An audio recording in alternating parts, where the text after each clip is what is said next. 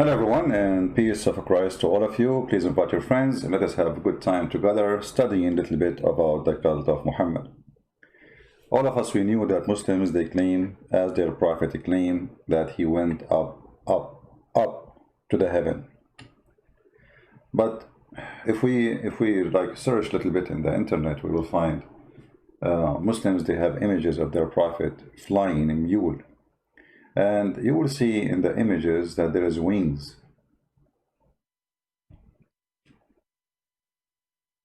But all my life, I'm studying this cult.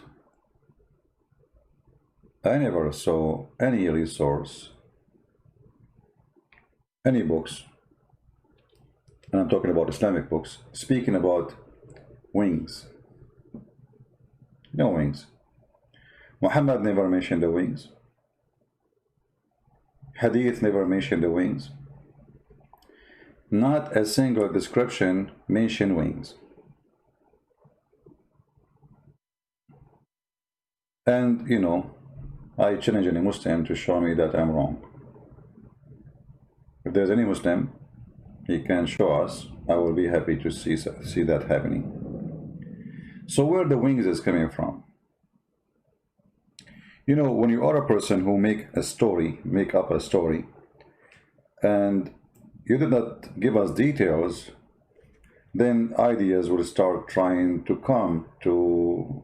It's like when, you know, if you see those people who build a cabinet in the bush, and you know they use trees, etc., and then after they build it, it looked like a house from outside, but if you go inside, there's a lot of holes in the narrative. Between the wood, between the trees, they put the whole tree to make a cabinet. They cut it off and they place them in the top of each other, and at the end of each part they make like a curve so they can hook them up together. But if you go inside the house, you will find that a lot of light coming through the wall, a lot of holes. So the builder, what he do in order to close those holes, he start mixing grass and mud, and he fill this area so the wall will look like a wall and no more air and wind and light is coming. And this is what Muslims do. Muhammad, he gave them a house which is in a very terrible shape. His details is funny, silly, and doesn't make sense. So the Muslims, they try to fix that wall which is full of holes by putting their mud there. And this is one of the muds the Muslims, they come with, that al-buraq, he have wings. If we ask any Muslim in the world where the wings is coming from, do we have any Muslim here to help us? Where the wings is coming from? Nowhere. So why you come with the wings? So the answer is very simple. Hello, the prophet, he went to the seventh heaven, so the donkey must be flying with the wings. So they added the wings, even though their prophet never mentioned wings, never even mentioned that the donkey was flying.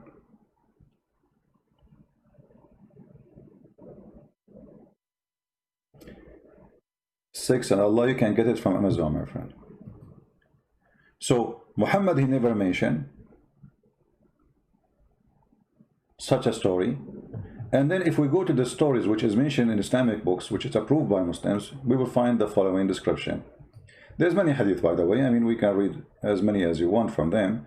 All of those, they are speaking about the same story. And we are happy to quote for the Muslims whatever they want.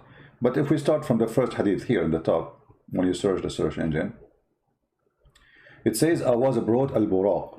Al-buraq is coming from the word thunder. Thunder, al-buraq. In Arabic we say barq, the lighting, you know. So obviously this buraq is given a name because he's very fast. But look what it says. Who he is an animal. He is an animal. He described him as an animal. And this animal is longer than a donkey but is smaller than a mule. Please, those who are asking silly questions in the chat, focus with me, otherwise I will block you. I'm not here sitting with you to waste my time.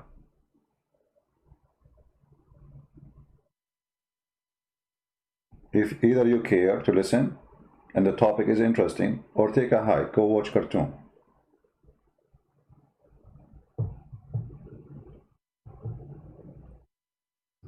So this animal is white. And you need to remember always, when a description is given, there is a reason. Why the animal is white? I mean, why it's not black? Why it is white? Muhammad is coming from a racist culture, and he himself is very racist against the black color. If you remember Muhammad, he said clearly that Shaitan is black. The one who will destroy the Kaaba is black.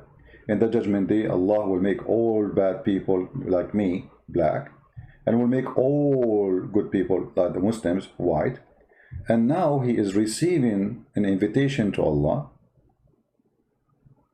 in the top of a flying donkey. There's no wings. It's just a donkey. But this donkey, it is in the size between a mule and a horse. It's not too big. It's not a mule. You know, it's not between the size of a donkey and a mule. It's not a horse. And this is white animal because simply Muhammad is going to heaven, and only white are allowed to enter heaven in Islam. He is longer than a donkey, but is smaller than a mule. And you will notice here the hadith mentioned the hoof of this donkey. And here you ask yourself, if Muhammad was going up to heaven, what does hoof have to do with that story? You know what I mean? And you notice here the place of his hoof, a distance equal to the range, like how big this hoof is, how big this donkey. I mean, you just told me he is between, he's smaller than a mule, bigger than a donkey.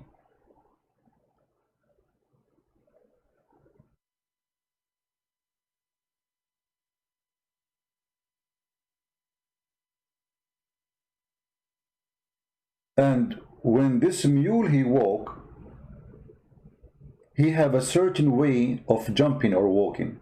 Okay, was this mule jumping to heaven or he was flying? When you speak about his hoof, obviously Muhammad, he did not go really to the sky, because obviously the hoof of this animal is used in the trip. He was kicking with his legs, with his feet, if we can say the word feet.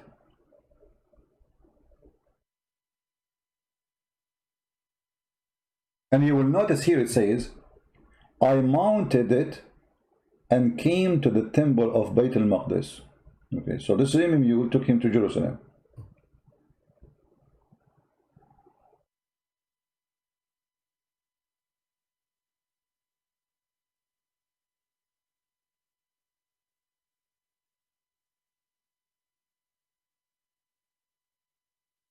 So where Muhammad was going?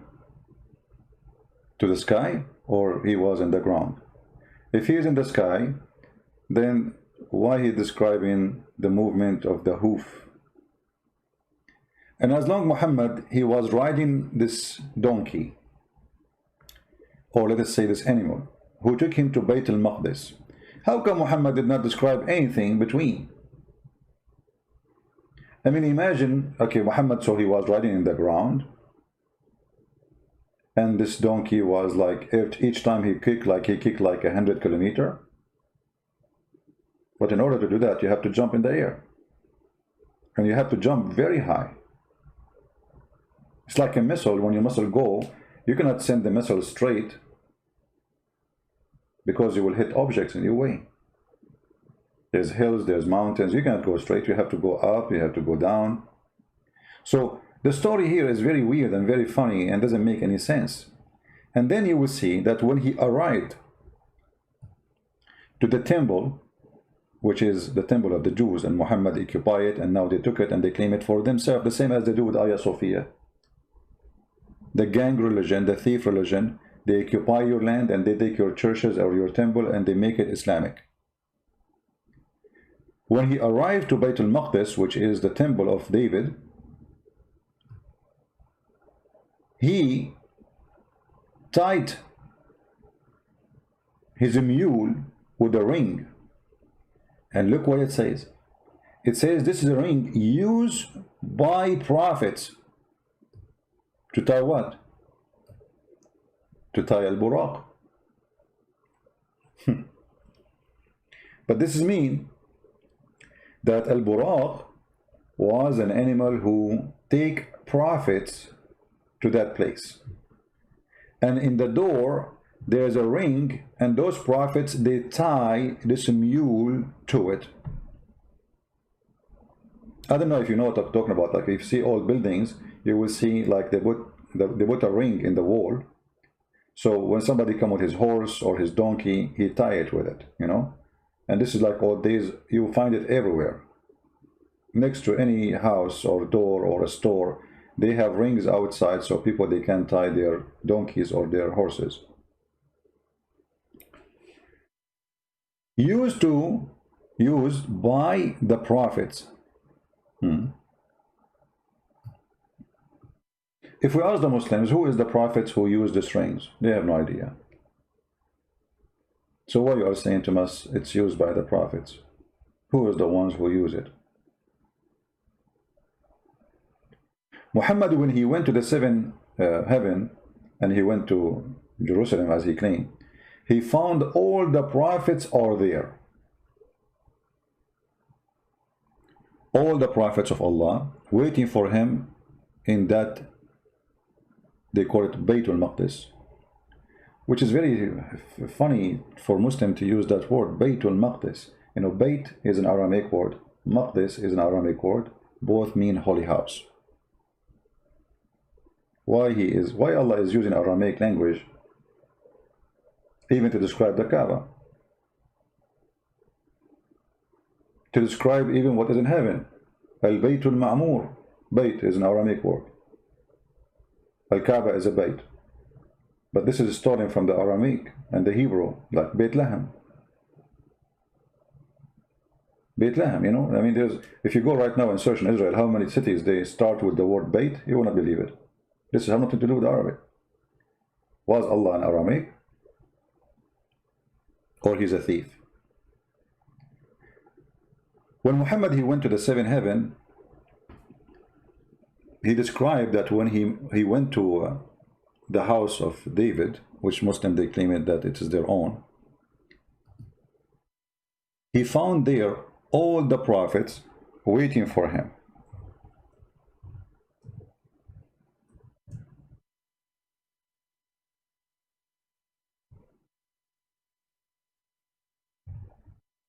And the Messiah was one of them. Who? The Messiah.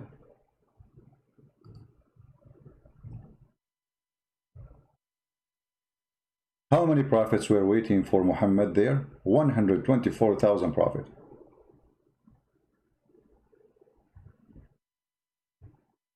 How many? 124,000 prophets.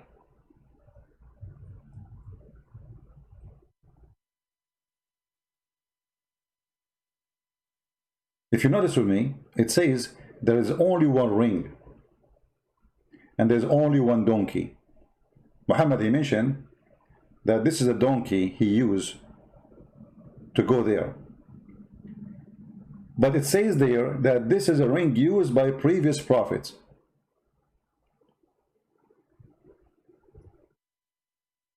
Did they use different donkey or the same al-buraq? Do we have any Muslim in the chat?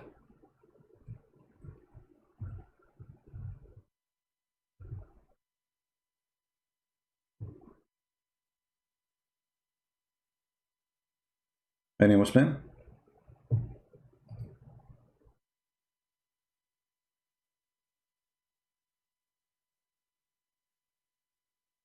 If we go to different hadith, we will find that Muhammad confirming that the Prophet waiting for him there. Let us show some reference.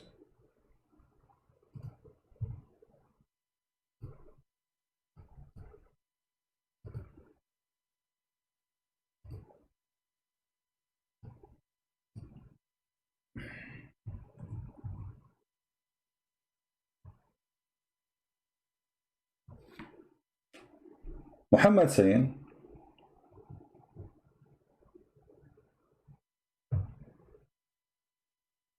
when he arrived to the house, it's called Baytul Maqdis, the holy house,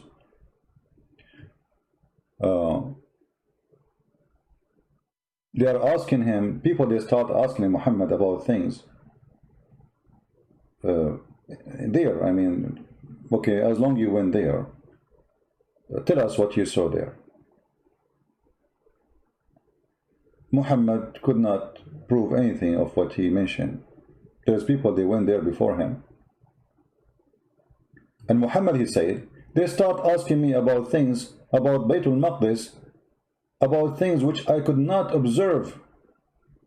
Why? You went there. You see how Muhammad got busted? When he started telling his people that yesterday he went to Jerusalem and he visited the place, people just start asking him, okay, tell us what you saw there. We went there before you and we know what is there. Can you tell us? Muhammad's excuse is, I was asked about things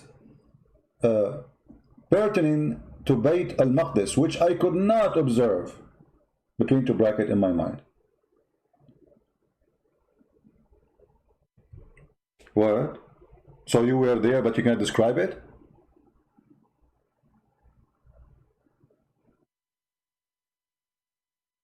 He was there, but he can't describe it. Hey, Christian Prince, did you go to Brazil? Yeah, Brazil, I've been in Brazil. Okay, tell us about the capital of Brazil. Oh, okay, I'm going to tell you right now about Paris. Christian Prince, Paris is not in Brazil. Oh, okay, hold on. I should just, it's a mistake. Sometimes you say things, they don't mean it. Okay, what's the name of the capital? I forgot. We cannot tell you, you have to ask. Anyway, I went to the capital there, and it was, there's a lot of snow, very cold. And I saw there the Eskimo, and I saw white bear. Hey, Muhammad, this is Alaska. This is not, cannot be Brazil. Brazil, there people go naked because it's so hot. So Muhammad, he could not describe anything about where he been. And people, they start laughing at him. And look what it says here. I was very much vexed.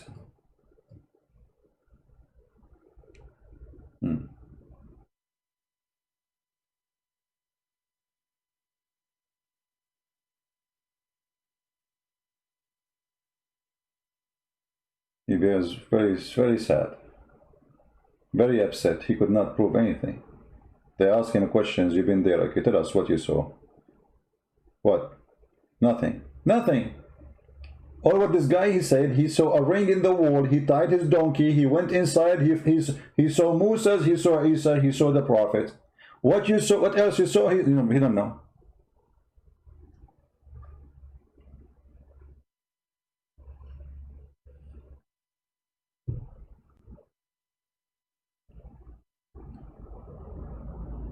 Any Muslim have an idea how to answer this?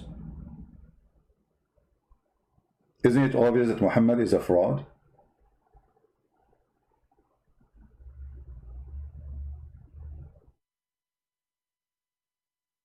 And then, brother, Allah has raised it. Oh, no, this is a different story.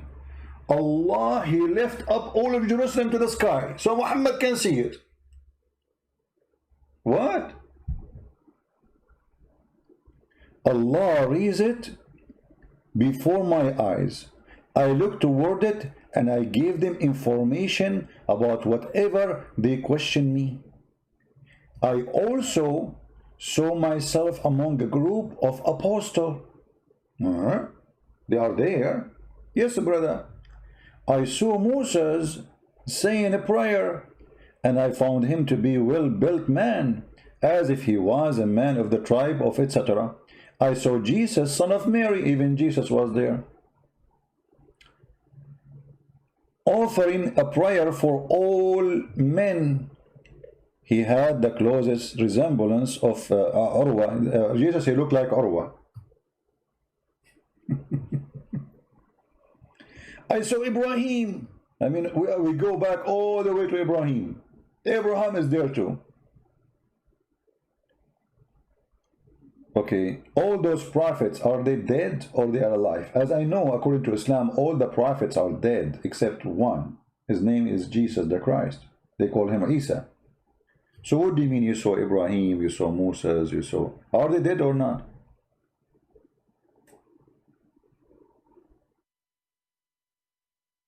And then Muhammad, Allah, he take him to heaven, and then he see the same people again. So are they in the house of Bayt al-Maqdis in Jerusalem, or they are in heaven?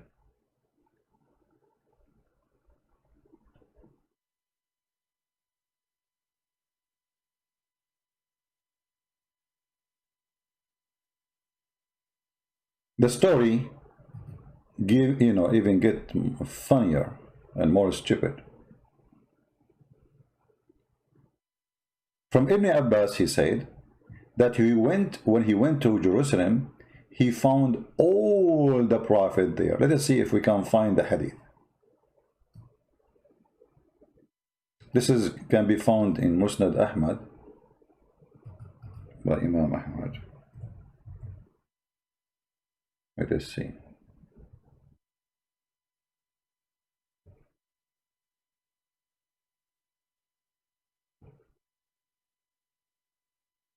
Well, I don't think I can find it here. I don't see it. Yeah, this search engine is horrible. But we can find it in Arabic book. Give me a second.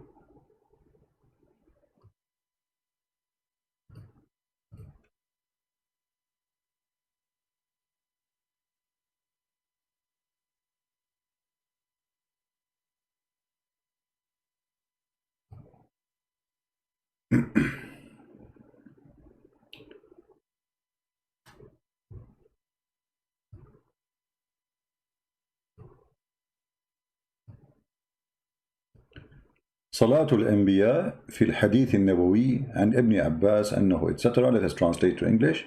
You will see here it says he found all the messenger of Allah, all the prophets of Allah are praying there behind him. Click translate to English.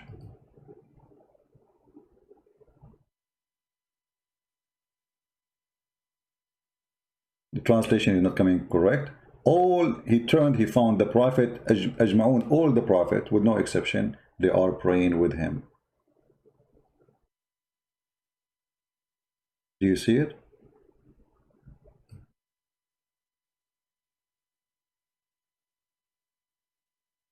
Which God gather all his prophet to pray there. Do you see it? Okay. How many prophet? 124,000 prophet. Everyone he have a donkey, and we have one ring, and we have one house. And yet not a single person who was living at that time in Jerusalem did not notice either Muhammad or the 124,000 donkey or the 124,000 prophet, including Abraham and Moses and whatever.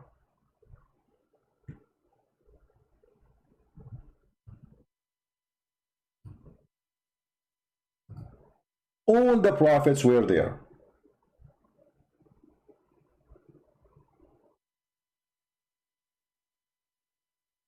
Imagine a small city, Jerusalem right now. Imagine there's 124,000 people gathering around Al-Aqsa. Nobody saw them.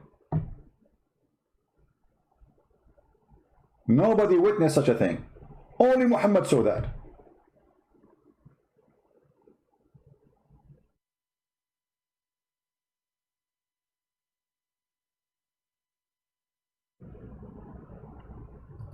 The story even gets funnier and more complicated.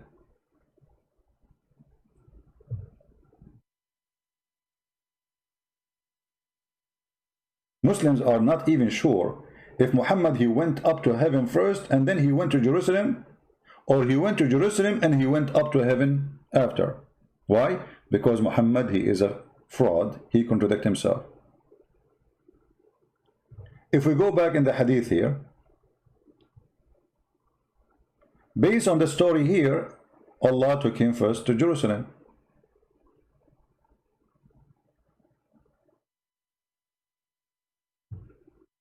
Based on another story, Allah took him first to heaven.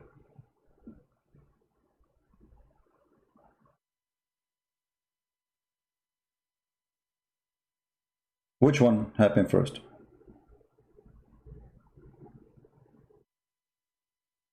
Any Muslim? This is what happened when you have a false prophet who claims something does not exist.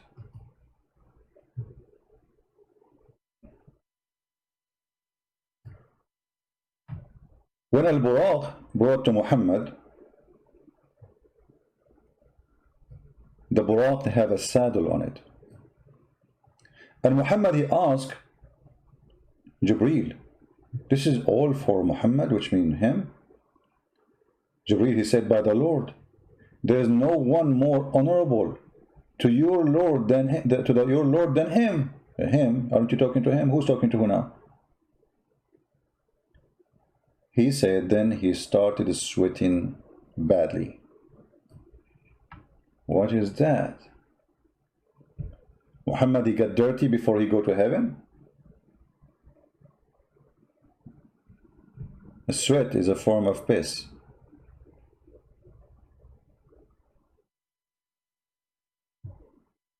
The body of the human being get rid of his dirt in many ways. And that's why sweat smell. It's not a pleasant.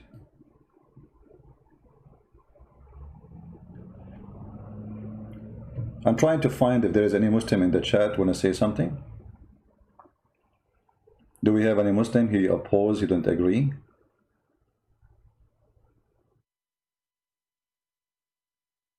Anyone?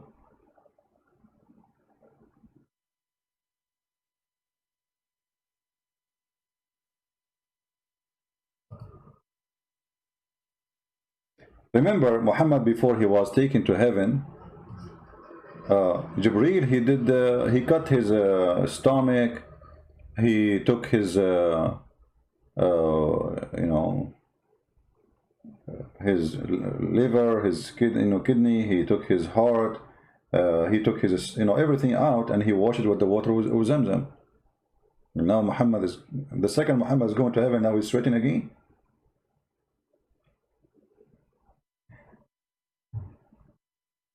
If you read the story about Muhammad was taken to heaven process,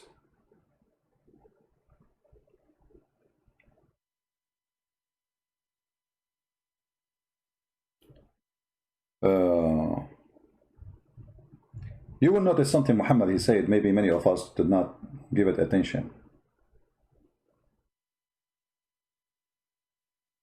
Let us find the hadith.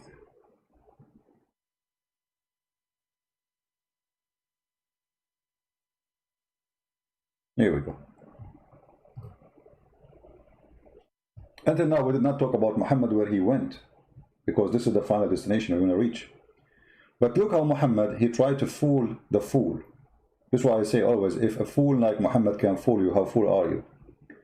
Muhammad he described that before he go to heaven, Allah he did a plastic surgery for his chest and his belly. 3 angels they came, and they put him in the floor, and they did the following. They took him beside the well of Zamzam. Among them was Jibreel. He took a charge on him. This is the Dr. Jibreel now. Jibreel cut open the part of his body between his throat all the way to his testicles. And he took all the material out, the screws, the nails, the material of his chest and his abdomen. And then he washed it with Zamzam water, with his own hands, still he cleaned, or he cleansed the inside of his body. And then a gold tray, a gold bowl full of belief and wisdom was brought. Full of what? Of belief and wisdom. Here we learn that in Islam you can install wisdom. It's just a mechanics thing. You open the stomach of somebody, or what you need, 2 dishes, 1 dish of faith and 1 dish of wisdom, and then they stuff it inside you. Abodmin. No, I say it as I like it. I say it. Most of you are here because the way I speak English, my friend. Come on. If I start reading the English correctly, people will not be here. Trust me. It's abandonment. What's wrong with you? Are you better than the Prophet Muhammad? I got a dish of wisdom too. I'm an Arab. Abandonment. Let me teach you English. Okay, hold on. This is Abdul. And this is Omen. This is the old man. So abandonment. I mean, what's wrong with you? Okay, we go back to the topic. So he brought a golden tray, contain a golden bowl full of belief and wisdom. I mean, how dumb you have to be to believe in such a garbage. Was brought, and then Jibreel stuffed his chest and throat blood vessels with it. He stuffed it. I mean, there's no more space. That's it. The angel, he keep pushing. They have like a pressure machine to measure. Can we put more? How many? What they call it? The pressure for air? IPS. I forgot what they call it. Push more. No, there's a space. Push more. Jibreel, he put his foot and he pushed more. Put more. He stuffed it.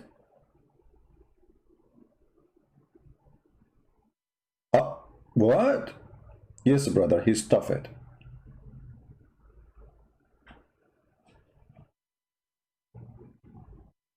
PSI? Yeah, this is PSI, I agree. Yeah, the pressure. PSI. How much PSI you think they have put inside him with this dish of wisdom and faith? So, in this garbage religion, the Muslim, they say to us, Islam is scientifically accurate, Islam logically accurate, Islam is makes sense. Yeah, it makes sense that there's a prophet, he got his faith in dishes. It makes a lot of sense that wisdom is installed inside his belly.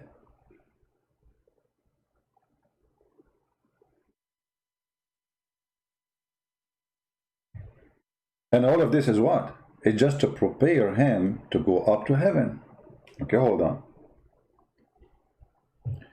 The surgery before Muhammad was taken to heaven. How long it took all this process? Remember Muhammad, nobody saw him. Even his wife, she said, he was next to me. He did not move. He was next to me all day long. All night. He's in bed. Muslims, to solve this problem, they say, Allah, he took him by his spirit, but not his body. So if Allah will take him by his spirit, so why he is doing this plastic surgery for his chest? Just to solve this stupidity and how Muhammad get busted. If Allah take him by spirit, he did not take him by body. The body of Muhammad was next to Aisha. Aisha, she witnessed that Muhammad did not go anywhere. Muhammad get busted. And now we have to fabricate, says Muhammad was sent to heaven or taken to heaven by his soul, not by his body. But as you see, this is physical surgery.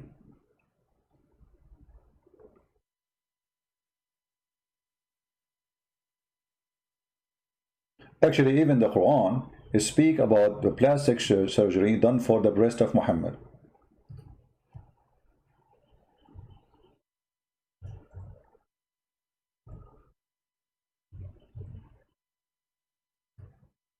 Chapter 94, verse number 1.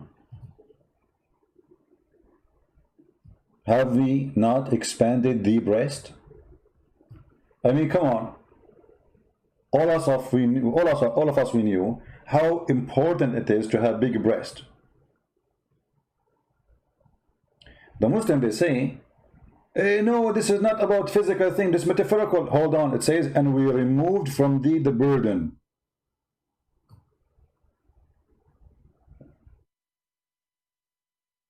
But isn't it, this is what exactly happened?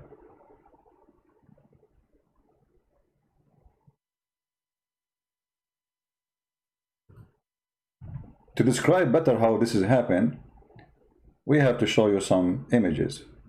Give me a second.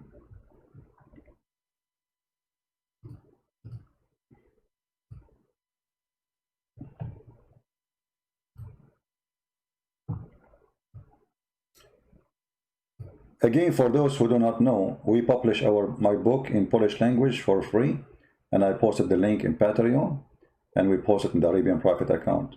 So if you are a person who speaks Polish, please get your copy. Polish language. This is a cartoon, present what happened to Muhammad. Okay, so when the Muslims, they try to lie to us and try to find a way to hide the stupidity of the story, and they say, oh, Muhammad, he was taken to, by the way, most of Muslims don't agree with the saying this, but this is just a solution when the accusation comes. They say that Muhammad, he was taken by the spirit, not by his body. But Muhammad is talking about physical treatment, surgery, cutting literally his chest and his stomach, and taking all the material from inside out, and then washing it with the water of Zamzam, and then putting it back. So if Allah want to take Muhammad by his soul, why he care for his kidney? And you notice here the Quran comparing the sin inside you is the one in your stomach, because what the Quran says, and we removed the burden. And this burden was so heavy, breaking his back. How bad sinner Muhammad was.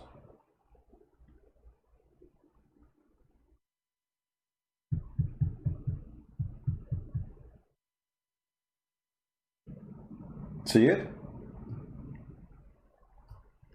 Going back to the story here,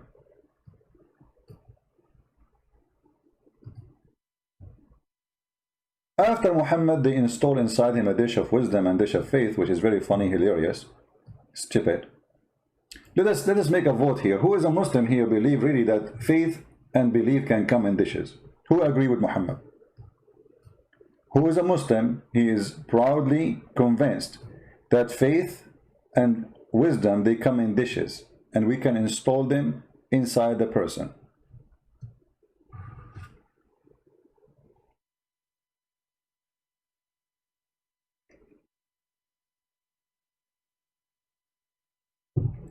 Sun Tzu, I run away from him. Who is this Sun Tzu?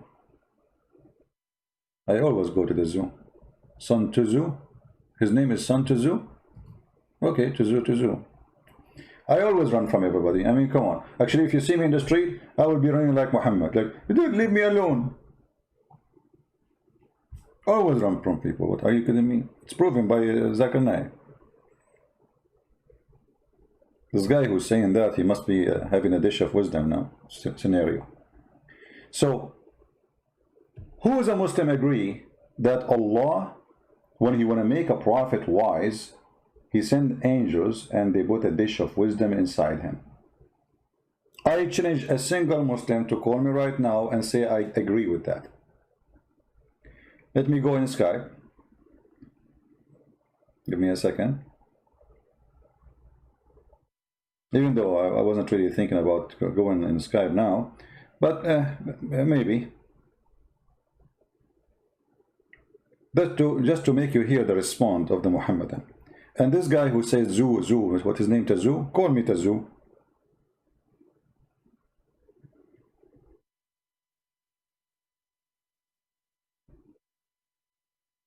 Tazu, can you call me Tazu?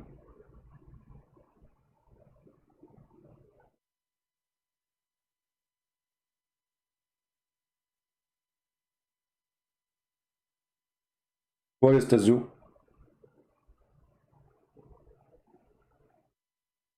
Mayday, Mayday, we need a Tazoo. If you are a Tazoo, call us.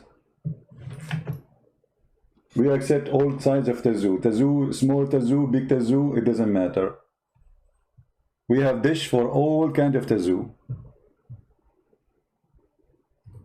Get your dish of wisdom before we are out of it.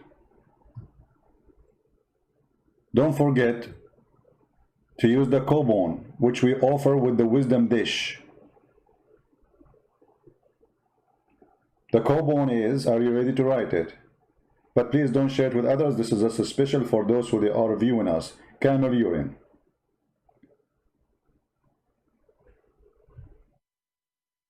We continue, because I'm sure no Muslim really dare to be proud about such a story, about a dish of wisdom and a dish of faith. And what is making more horrible, the Muslim, they say that Allah, if you want something to happen, He say be is going to be. Huh? How come Allah, He cannot make Muhammad smart? And by the way, Muhammad telling us this stupid story after they did the wisdom surgery. Are you getting my point? I mean, how fool was Muhammad before the surgery? Muhammad before the surgery supposedly was not wise. Allah, He have to do adjustment. Don't bring me this donkey here. Hey Jibreel, go, come on, open his chest, take the liver, take the stomach, take all the things we do not need there, and please, please, just do something. You know, I cannot bring him. This guy is an idiot. We have to fix him. I mean, he's not qualified to go to heaven. We have to do some repair. So, Allah, what kind of repair you want to do? What do you mean kind of repair? You have to do everything. You have a you need dish of wisdom, big one, and you need a dish of faith. Prophet, he don't have faith. He don't have faith. He's an idiot. He don't even know what faith is about. Actually, the Quran says that too.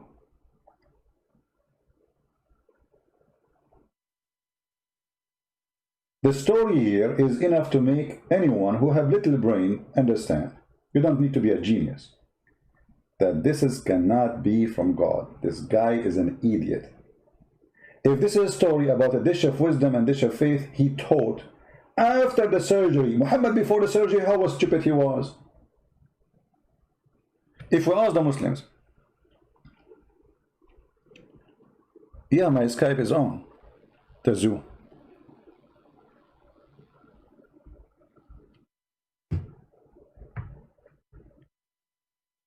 If Muhammad after the surgery is telling us such a stupid story, Muhammad before the surgery, how stupid he was. However, let it go. I mean, it happened. And Allah, brother, if you want something to happen, He say B is going to be. But Allah could not fix Muhammad. He have to send angels, do mechanic work, take all the screws, polish his stomach, wash it with the water. You know, you have to wash it with Zamzam water, which full of arsenic. Go and watch the BBC investigation. Arsenic.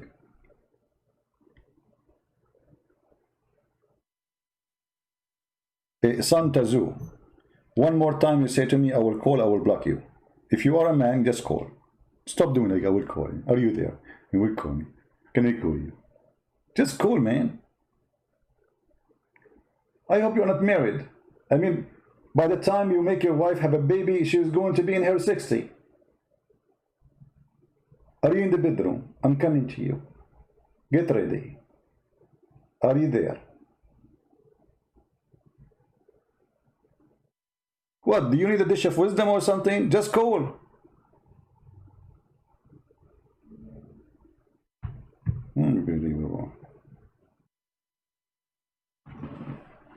I will call you. Are you there? I'm calling. Can I call you? And nobody's calling. Here we go.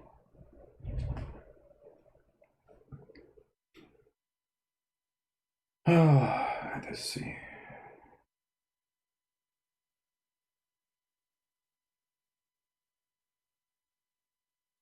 Somebody sending me a message saying Allah is a clown. I mean, guys, don't send me messages like this.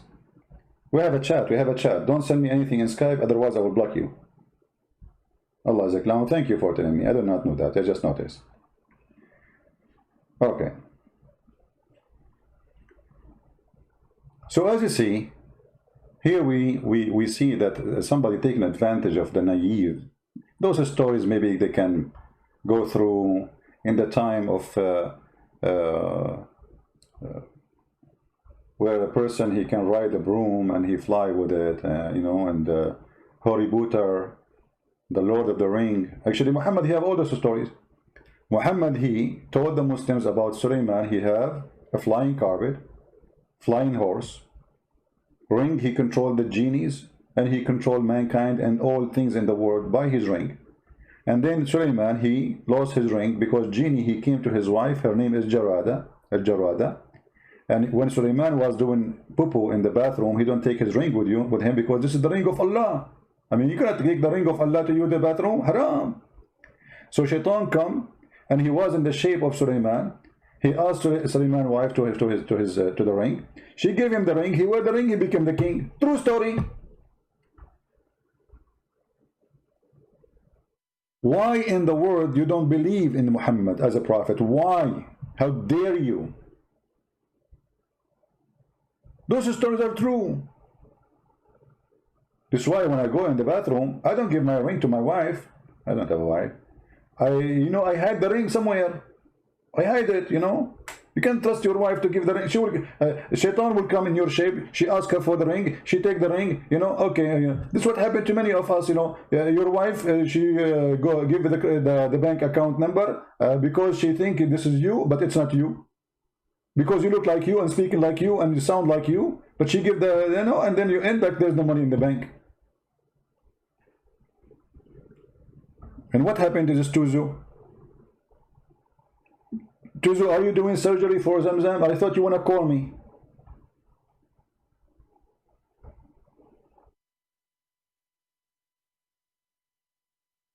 What happened to this Tuzu Muzu?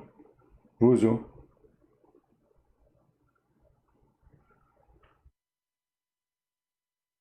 All right.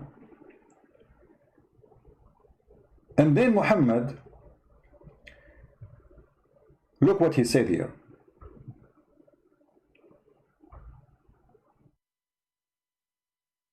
Jibreel, after he stuffed his chest on his throat,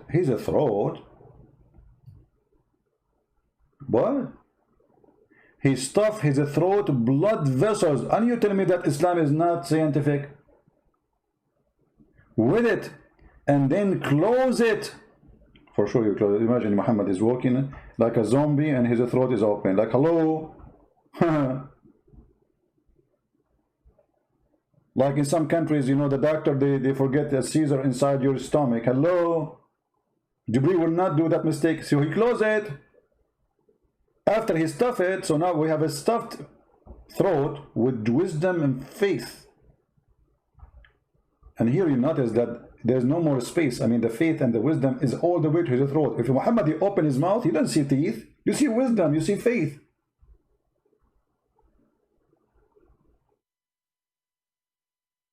A Muslim saying, I was destroyed by a woman, her name is Fifi. Your woman, her Fifi, her name is Fifi because she don't dare to call me. Why she don't call me and destroy me with her high heels? The only thing she can do, she call me Habibi and she blink with her eyes. People a flute. Okay. I saw a text.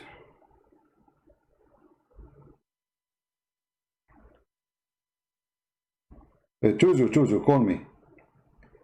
For some reason, I don't see your text. I saw a text actually, but when I click at this, it disappear. Call me, Tuzu. Fifi, call me. Sisi, call me. All Fifi, Mimi, Susu. If you are brave, call me.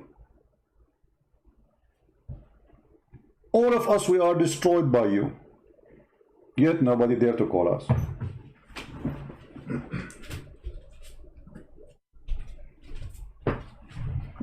Do you remember Mimi Hijab, who played my video saying to a Muslim woman, suckle me? He cut the video. His sister, Mimi Hijab, his sister, she was saying Jesus was having sexual relationship with his mother. And he played exactly the same audio. But he cut off the part, the filthy woman, she is saying that. I was quoting Muhammad saying, suckle me. Do you dare to say to the Muslims that this is the quotation of the Prophet? And you filthy, you say Christian Prince is a sexual predator for quoting your Prophet? How evil you are. You are saying that your Prophet, the one who I was quoting him, is a sexual predator? Your boy is finished. Potatoes, cowards, and we destroy you. Let us continue. After Allah, Prophet, the surgery is done for him.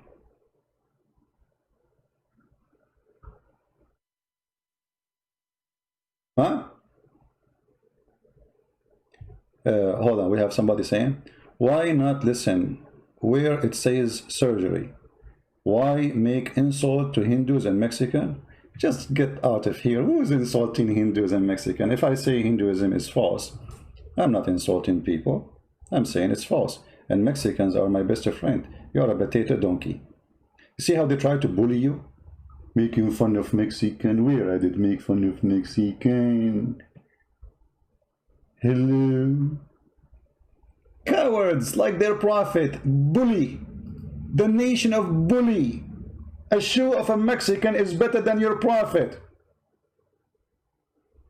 Stupid idiot. Which one tastes better? The Quran, which the goat ate it, or Taco Bell? The answer is so clear. Taco Bell.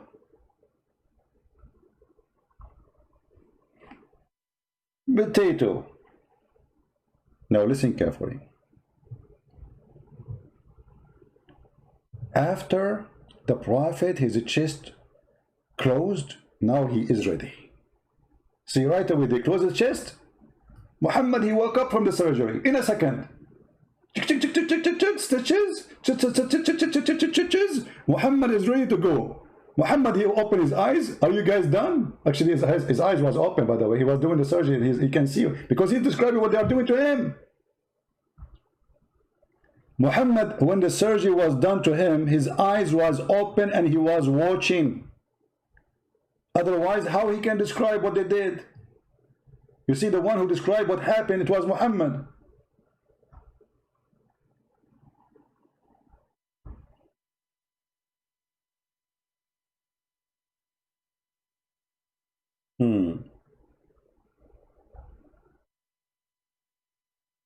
So stupid? I am so stupid? Why you don't call me Muhammad Kader and tell me that I'm stupid? Tell me why I'm stupid. What do you think?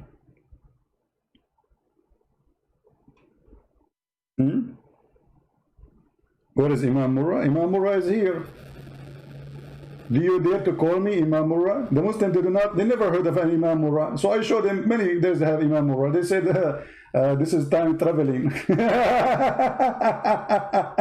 They said in my book, there's a quotation, they cannot find anywhere. Christian Prince is a liar. And we challenge him to find it. And then we got them busted. We find it, we find the line, we find the chapter, we find the page, and the cowards, they were defeated by their stupidity. And here we go. Why you don't call me Imam Murrah? Who was brave to call? I accuse you, all of you are text terrorists. Otherwise, as long you can prove me wrong, why you don't call? And let everybody witness. Okay, we have somebody calling. Hello? Hello? Yes. Hello? Mute you too, please. Hello? You will spend the day saying hello. Do you hear me? Hello? Yes, I'm hearing you. Okay, are you a Muslim, my friend? Sorry? Are you a Muslim? Are you a Christian Prince? Yes, are you a Muslim? Are you a Christian Prince? Yes, I am. Are you a Muslim? I'm not a Muslim. So why you are calling I'm me? Sunchu. You are what? I'm Sunchu. I'm Sunchu. What's People are asking me to call you. Okay, so if you are not a Muslim, why you are calling me? Because there's a lot of the chat asking me to call you. They Your chat. Okay, hold Your on. live streams. Okay, go. Stupid people. People asking you to call me. I thought you wanted to. Are you a Muslim? No. So why you are calling me? Because people, they ask me to call you. Don't get married, okay?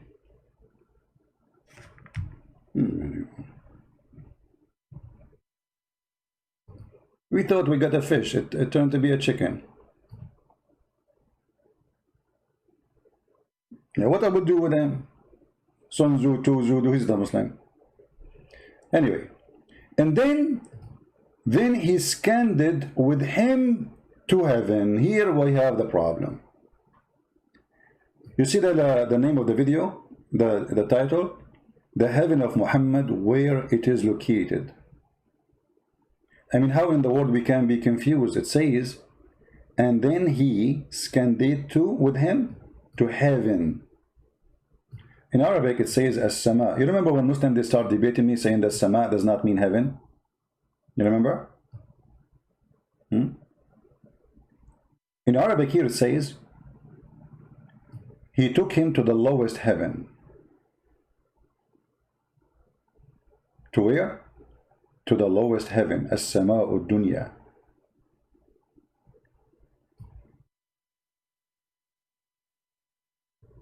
If you read with me carefully,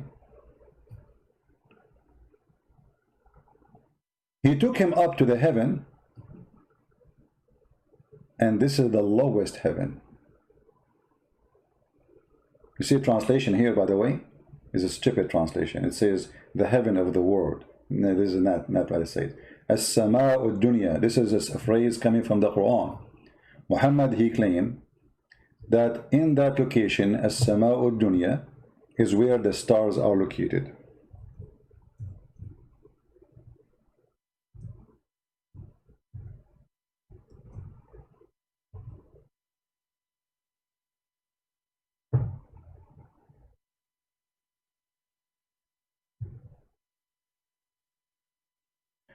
Let us see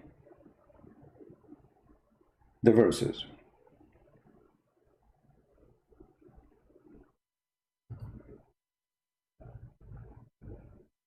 إنا زينا السماء الدنيا بزينة الكواكب. What does that mean? Allah decorated the lowest heaven with the planets. Where are they? Those planets and the stars, supposedly they are in the lowest heaven. So this is where Muhammad, he went in the beginning.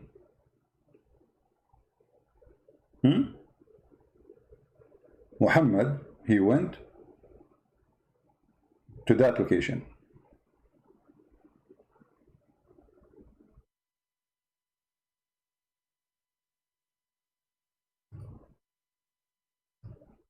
So Muhammad, right away, he arrived to the location where the stars are there. And you notice here, Muhammad described nothing between.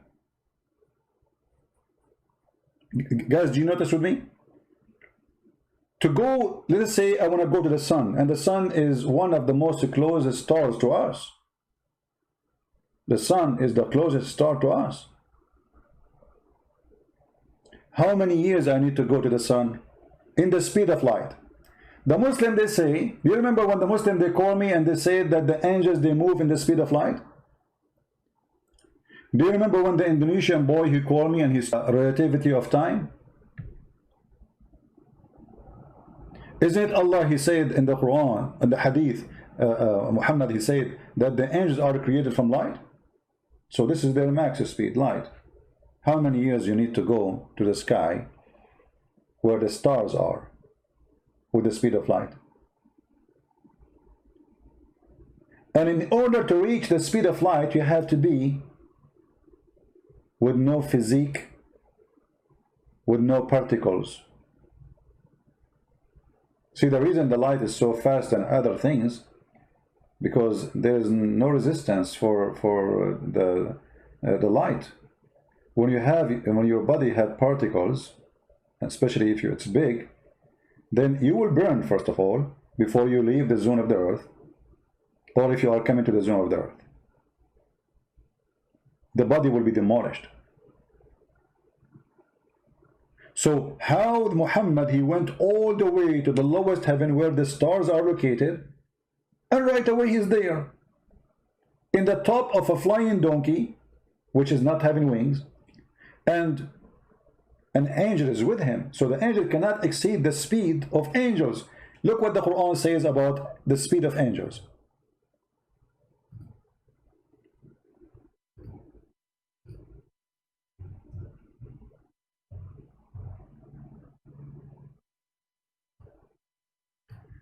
Chapter 32, verse number 5, it says,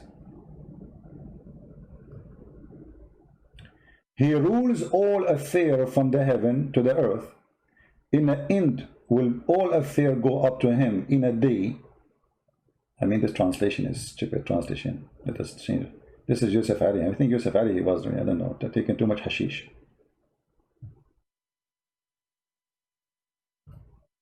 Let us see. This is Dudi. Let us take Hilali Khan.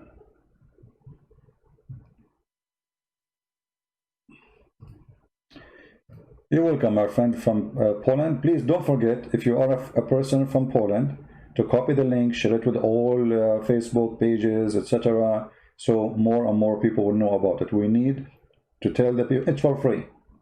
I mean, no charge, it's for free. So tell your friends about the book, share it in Facebook, let them download it, and download and put it in different link, because this link might disappear later.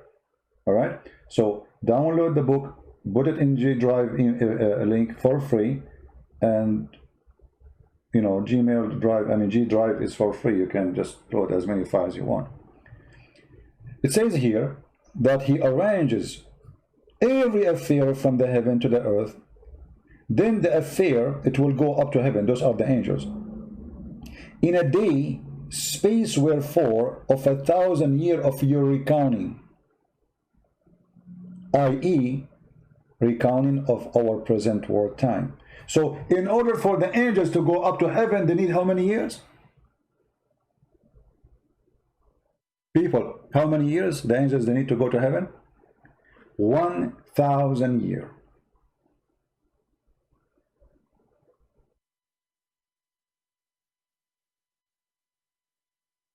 Who said that? The Quran. But here does mean there's somebody is lying. Muhammad, he went all the way to heaven. He went in the same time, in the same period of time, one night, during the night, nobody saw him, to Jerusalem. He spent time in Jerusalem. He met all the prophets. He prayed there. He went to the seventh heaven. All of this in maximum 8 or 10 hours. But the Quran says you need 1,000 years just to go. 1,000 years to come back. If the distance from here to there is 1,000 years to go, round the trip will be 2,000 years. Here you see how stupid the one who made the story after the surgery. Remember, Muhammad here, he got a surgery, and they install in his blood vessels and his throat, they stuff it with wisdom and faith. Muhammad the fool, he forgot that he said already that it take the angels 1,000 years to go there. We have a Muslim is calling, let us see. Hello? Hello. Yes, Mr. Jihad, how are you? Yes, I'm calling to refute some things you're saying. Go ahead. So what you have to understand about a lot of those verses in the hadith, or those hadiths that you were discussing about, you know, Muhammad and the flying horse, this is metaphorical. And no, hold on. When you say it's metaphorical, do you have a proof? My friend, listen, if I'm going to have a debate, stick to the Quran. Don't come to the hadith. Stick to the Quran, because this is the word of Allah. Okay. The hadith is something which is debatable. No problem. But I'm saying to you, do you have a proof? I did not say to you, I did not say to you where you stick. Stick as you want. You can be any glue. You stick yourself anywhere you want. I'm asking you, do you have a proof that this is metaphorical? If there is any single scholar agree that this is metaphorical, not even one. So you are coming with a new Islamic sect, which we never heard of, claiming something nobody believes in. Are you a Muslim for sure, or you are a Hindu? Can we just stick to the Quran? You can stick as much as you want, no problem. I'm saying to you, does any Islamic sect agree with you? Is the Sunni agree with that? Is the Shia agree with that? What? No. As a matter of fact, I know that they do not agree with it. But I'm saying, well, let me tell you, there are some. So if you watch in Arabic language, some shuyukh on Memory TV, they are going through Sunni ones. They are going through and saying these hadith are false. As a matter of fact, you could say that some of these hadith are insulting the Prophet sallallahu alaihi wasallam. They are insulting him. Some Sunni shuyukh, I seen it with my own eyes, wallahi. Okay, Mr. Wallahi. So, but isn't it this is I want to stick with the Quran. My friend, isn't it this is Sahih al-Bukhari? So you Muslim Sunni, you call it Sahih, and now you are saying it's a lie. I'm saying there perhaps some of them are it's not entirely reliable. Some of them. Okay. So what is the problem? That's what I'm telling you, to go to the Quran. All right. I will destroy anything you want to say about the Quran. Oh, so you want me to change the topic because here the story is in the Hadith, and you are saying let us go to. You're talking about the flying horse. Okay, no problem. Listen, no. As long as you choose the Quran for me, I want to ask you something about the Quran. If there is something in the Quran, you see, I'm going to give you freedom now to prove to me from your Quran. I'm going to forget about the whole story. You are a person who is Quran only. Are you a Quran only? For the most part. No, you cannot say for the most part. Either Quran only or not Quran only. You cannot. Hadith, if it's acceptable, يعني, if it's narrated by al-Rashidun, fine. But some other people, Sahabi, which we cannot say if they are reliable or not. I have to take it with a grain of salt. But I'm showing you Hadith says it's Sahih. This is Sahih. This is Sahih Bukhari. So it is. This whole Hadith situation, it's being reevaluated. By who? I've seen it. There's shuyukh who are saying. My friend, the shuyukh you are saying. I heard a sheikh yesterday, a few days ago in Egypt. His name Sheikh Izmizu, and he's from Al-Azhar University. I don't know if you heard of him. He says Kitab al-Bukhari maskhara. Correct? Did you hear it? Al-Bukhari maskhara? Yeah, he said that. You can search it right now on Google. I can put it for you on the screen. Okay. Yeah, okay. يمكن في البخاري مسخرة. But he said no. He said all al-Bukhari is maskhara. I'm saying that there's a lot. You know what maskhara mean, right? I'm trying to tell you that there are a lot of things in Sahih al-Bukhari which could be inaccurate in my view. Ah, okay. How we knew that the Quran is not the same? I mean, the Quran is a book collected long after that. And here we go. I'm going to give you a chance, my friend. I will change the whole topic. Choose for me something in the Quran proven to be true. Why don't we? Well, I wanted to start with, there's a lot of mathematical, if you look at Shabir Ali, what he said, there's a lot of mathematical patterns in the Quran. All of them, they are lies. And all of them, they are, my friend, all of them are lies. And you speak Arabic, right? I speak, Amiya of 80%. No problem, but you can read. Here we go.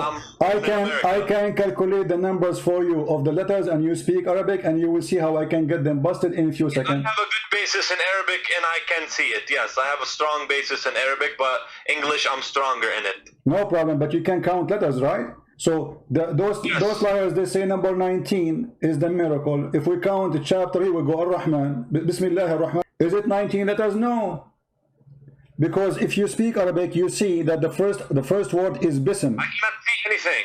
Are you sharing your screen? I'm sharing the screen, yeah. Where? In the Skype or the YouTube? In the YouTube. Just to be sure, you mute YouTube, please, so that we don't have double sound.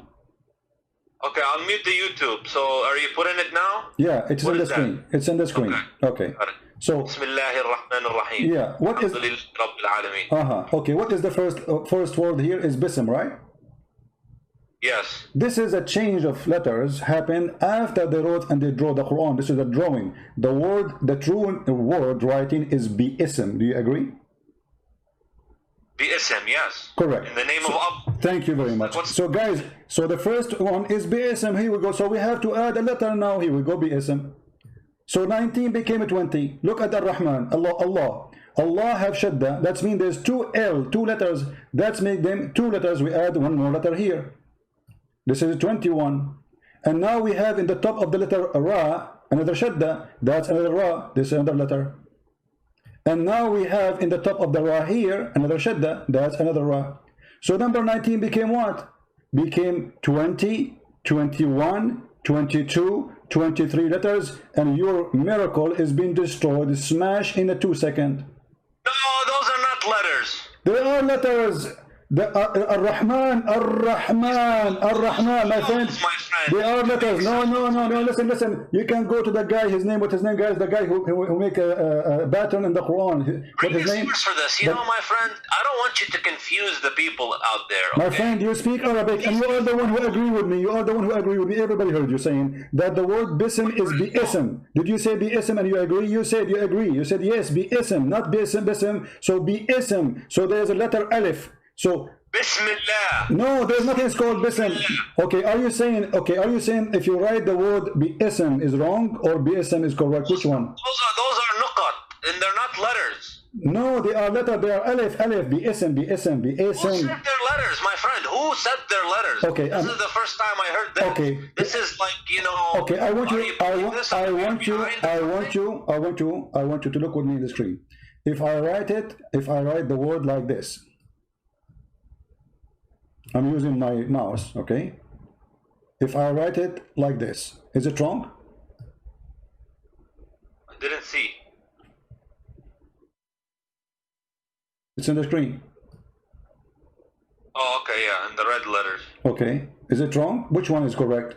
The one as in the Quran, it says, or the one I wrote?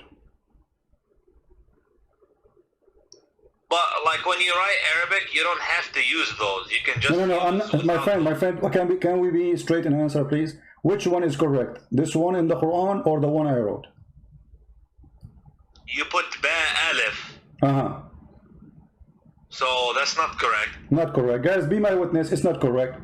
Be my witness is not correct. Okay. The one you put ba alif. No problem. Not correct. Okay, not correct. I agree. You know, okay, guys. He's not correct. He insists.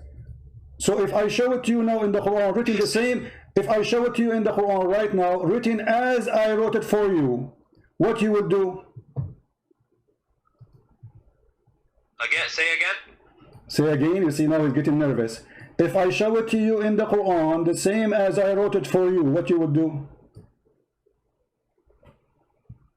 You're gonna show me the way you wrote it in the Quran, as the way you have this in the Quran. Yeah. And you said it's wrong. Everybody heard you. I challenge you to show me. Okay, if I show you, what you would do? You leave Islam? My friend, you're not my friend. Okay, go ahead and show me, but you go to the points which are of no significance. Okay. What do you mean no significance? You know, because now, these because are no significance. no,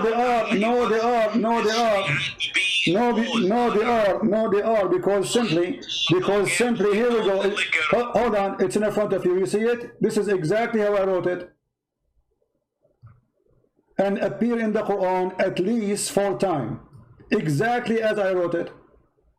But it's a different word, maybe. What different word? سبح باسم ربك العظيم. You speak Arabic. Do it, my friend. Let me go on the computer and see this. Remember, guys, he said. Let me see. Remember, he said this is wrong. This is wrong. This cannot be written like this. This is wrong.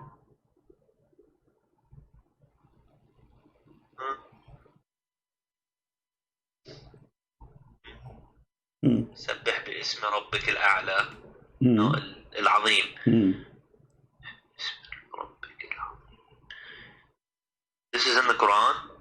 No, this is a Mickey Mouse book.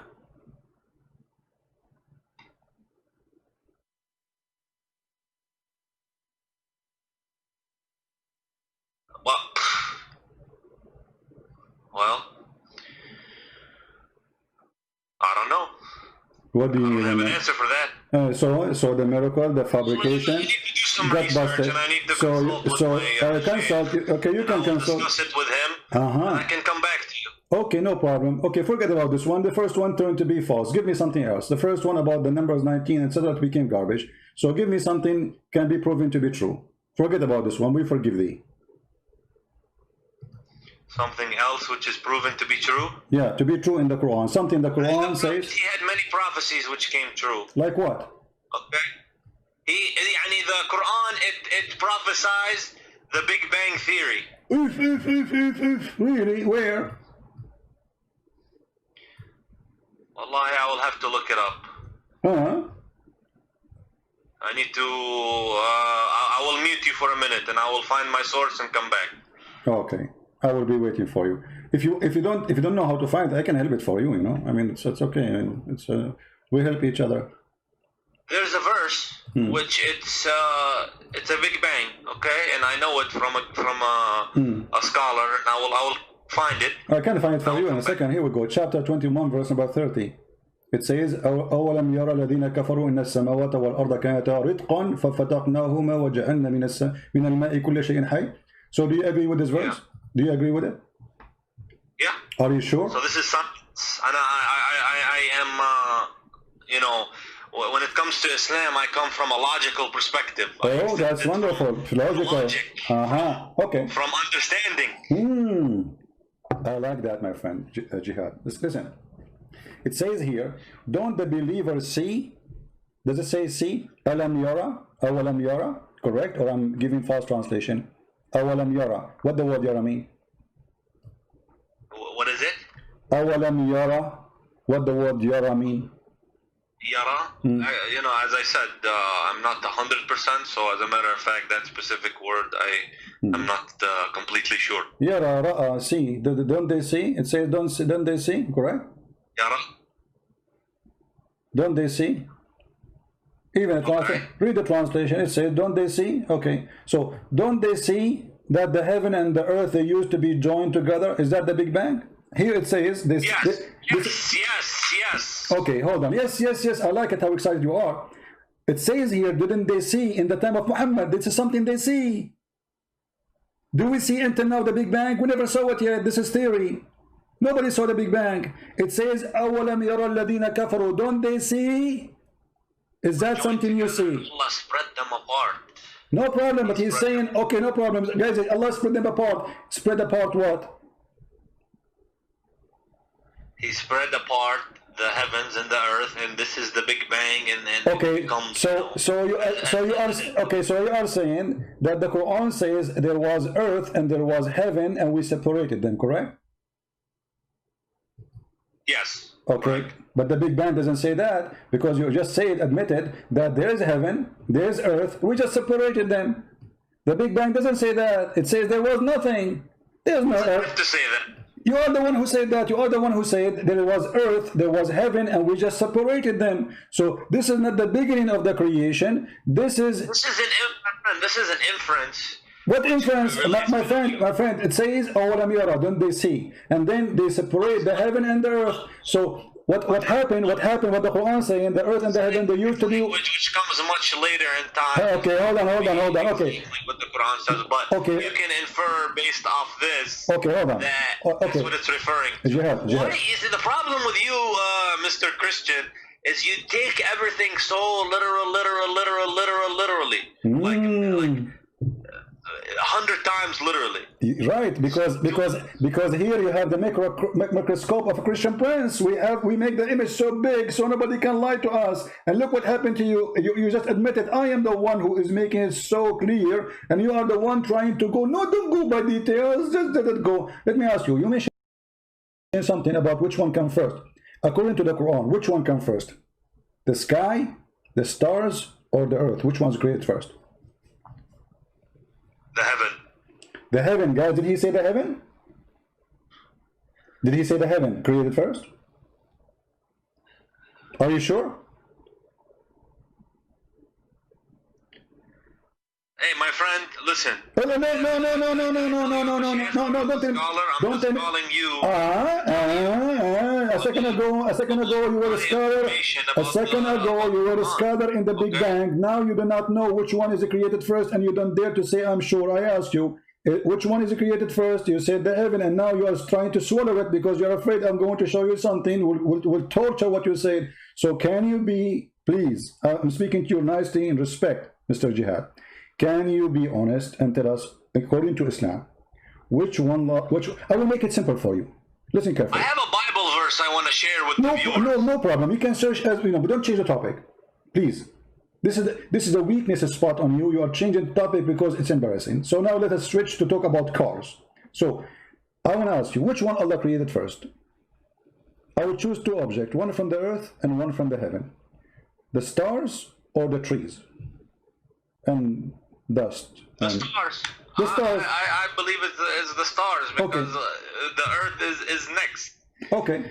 All right. So guys, he believed, our friend here, he believed the stars was created first. That's wonderful. I didn't confirm it.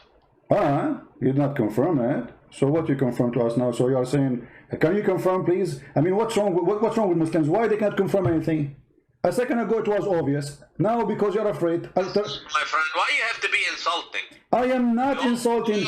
Either I'm speaking to an adult. Have an intellectual discussion. I'm speaking to an adult, so give me an answer of an adult. I asked you, is the stars created first? You said first. And then now, a second after. I said the stars are first, yes. Okay, so are you going to change your mind, or this is fixed answer? A man answer. Okay, well, I need to see it. Don't tell me the answer. Is it fixed or this is a game? Are we speaking to a man, he says something, he believes in it, or a kid who says he changes his mind every 2 seconds? So, is the stars created first? Either you say yes or no. The stars yes, are okay. They are created first. Okay, absolutely. So the stars are created before the mountains, before the trees, before all those things, correct? Again, yes. Okay, guys. Yeah. My friend here, he's helping us a lot to show you that Islam is a false cult. And here is the answer. This is the Quran. And this is how Allah describing how he created things step by step. Chapter 41. And you can read the translation you wish. Which translation you like? Yusuf Ali. Yusuf Ali, no problem. Yusuf Ali, you read Yusuf Ali. If you don't, are you sure you will change your mind soon? No, go ahead. Okay, you speak Arabic anyway, so that will help us. Let us go to Yusuf Ali. All right. It says here, is that ye deny him who created the earth in 2 days? He created what? The earth in 2 days. And then he set on the earth mountains standing firm, high above it, and he bestowed blessing on earth, and measured all things. What's 6 أيام? You are reading different verse. My friend, you are reading different verse. Chapter 41. Read with me. As long as you mention Arabic, let me, in your Arabic, you know, okay, let us read together. It says here, خلق الأرض في يومين وتجعلون له أندادا ذلك رب العالمين وجعل فيها رواسي من فوقها وبارك فيها وقدر فيها أقواتها في 4 أيام سواء للسائلين. Okay, so 2 days to create the earth, 4 days to create everything in the top of the earth. Until now, there was nothing in the sky. And then look, the translation is false. It says moreover. In Arabic, it says. Does it have to mention it? Does it have to mention the sky? Yes, because he's saying he mentioned the sky now. He says thumma. Thumma in Arabic is something you say for something that not happened right away. It took a period of time. Thumma stawa, and then he went out to the sky and he designed the sky, and the sky was a smoke. There was nothing, no stars. Verses, man. I want to see exactly what you're saying. I'm not jumping. Okay. I want you to read it.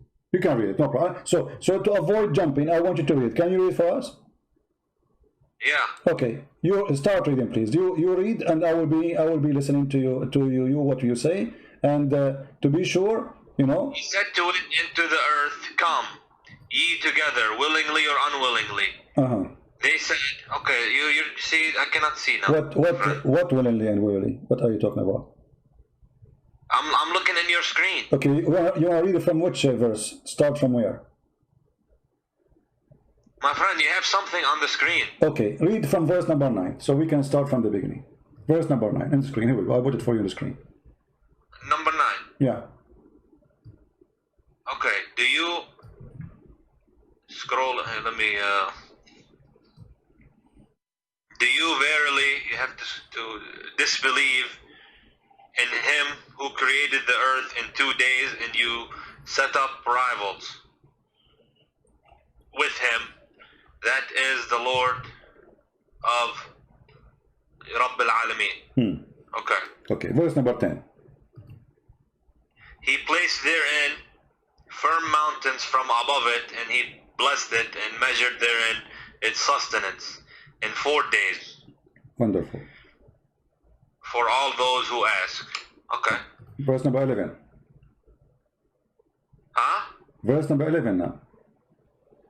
Then He Stawa rose over towards the heaven when it, scroll down a little bit, when it was smoke, and said to it and to the earth, come, both of you, willingly or unwillingly. Okay. They said, we come willingly. Okay. Verse number 12. Then He completed and finished from their creation, go down, 7 heavens in 2 days. And continue. Okay, well, and He made in each heaven its affair, and we adorned the nearest, lowest heaven with lamps to be in adornment, as well as to guard the devils by using them as missiles against the devils. So what is the last thing Allah created? The stars.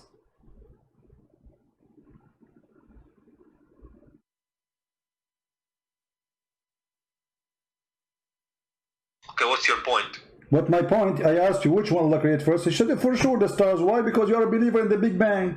But here you see that there's no Big Bang, first of all. Secondly, according to your God, Allah, He created everything in the earth. He created all the trees, all the mountains, all the rivers, everything, all the creatures, the grass, the trees, and then at the end He made the stars. Do you agree with this? If the Quran says it, I agree with it. Okay, guys, the Quran says you agree with it. So now we will change your opinion. So it is not the mountains that created first, it was the stars, correct? No, the Quran says the stars is created last. Okay, and so I'm saying it's not the mountains that created first. It was this. Sorry, it's not this. This is my mistake. Sorry, it's not the mountains. The mountains are created first in this chapter, not the stars. Correct? The stars was last. The Quran says it. Okay, thank you. But in different verse in the Quran, it says the opposite. In different verse in the Quran, it says that Allah created the stars first, and then He created the mountains. Okay, well, What? I have to research. What do you mean you have to research? What research for what? This is Quran. You speak Arabic. You are helping me very nicely, and I appreciate having you here because you speak Arabic, which is wonderful. And I was ignorant after you call me.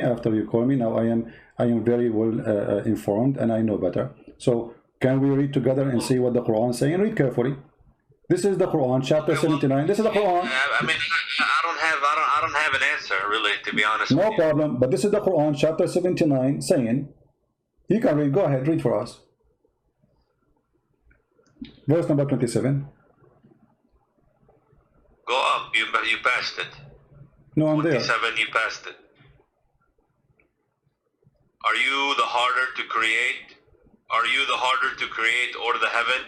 He made it. He raised high its height, then put it into a right good state. And He made dark its night and brought out its light.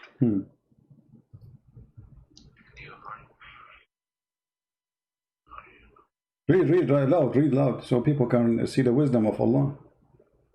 He raised high its height, then put it into a right good state. And he made dark its night and brought out its light. And the earth he expanded it after that. Okay, hold on. And the earth expanded after that. And then he brought from water and postage. Where does it say stars? Okay, but you see, he made the stars here. It says here. Show me the word stars. Okay, guys, show me the word stars. You speak Arabic, don't you speak Arabic? It says وَآتَشَ لَيْلَهَا وَأَخْرَجَ ضُحَاهَا. He made the night and he brought the light. He was talking about the heaven. Is it you harder to create all the heaven? He raised it high above, and he make it in our state, and then he made the dark. I have to look into it.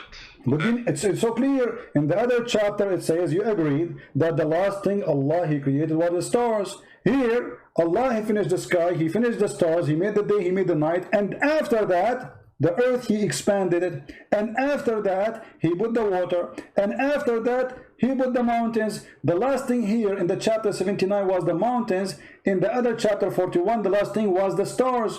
In the other chapter there, the first in the beginning was the mountains. If we go here, you will see that the first thing Allah He made, it was, after He created the earth, it's the mountain. Look, He created the earth in 2 days, and then He placed therein an earth from mountains. So the first thing created... Are you suggesting that the Quran has a contradiction in it? Absolutely, it's so clear like sun. Now, come on, my friend. Jihad, you're a smart man. Don't you see it? One is saying that the last thing was created, the stars, and one saying here it says the first thing after the earth created, it was the mountains. I see, my friend, I understand. I'm going to concede this topic, okay? I'm going to concede this topic because clearly I don't have an answer, so... But you agree with me, fine. It's a clear contradiction. It's so obvious, so clear. I mean, you do not need to be genius. You see, you said to me a second ago, like a while ago, that I go too much little in details. I mean, Allah is going in details. It's His fault. Allah now, He got in details, and because He got in details, He got Himself busted. This cannot be from God. The Quran says, if this is a book not other than Allah, you will find a lot of contradiction in it, correct? The Quran says that, okay. The Quran says you find contradictions in it if it's not true. Okay, so Allah He said the rule, how we can find if this is a book from God or not. And the Quran give us the guidance, and we follow the guidance. This is contradiction. Don't they consider the Quran? Had it been from other than Allah, they would surely found a lot of whatever contradiction, whatever you call it. And here we go, we found it so easy. So my friend Jihad, I invite you to leave Islam. Surah Al-Baqarah, huh? Yeah, this is chapter of An-Nisa, verse number 82. I invite you right now, Jihad. You are a smart person, and there is no way a fool like Muhammad can fool you. I mean, this is foolishness. How this come from you, from God? God don't remember which one He finished first? One chapter He say the last thing He made is the stars, and the other chapter He say the first thing He made the star. One chapter He say the first thing after creating the earth He created the mountains, and the other one says the last thing He said the mountains. It has a hidden meaning, yani. There is a verse where it says some of them are allegorical. And my friend,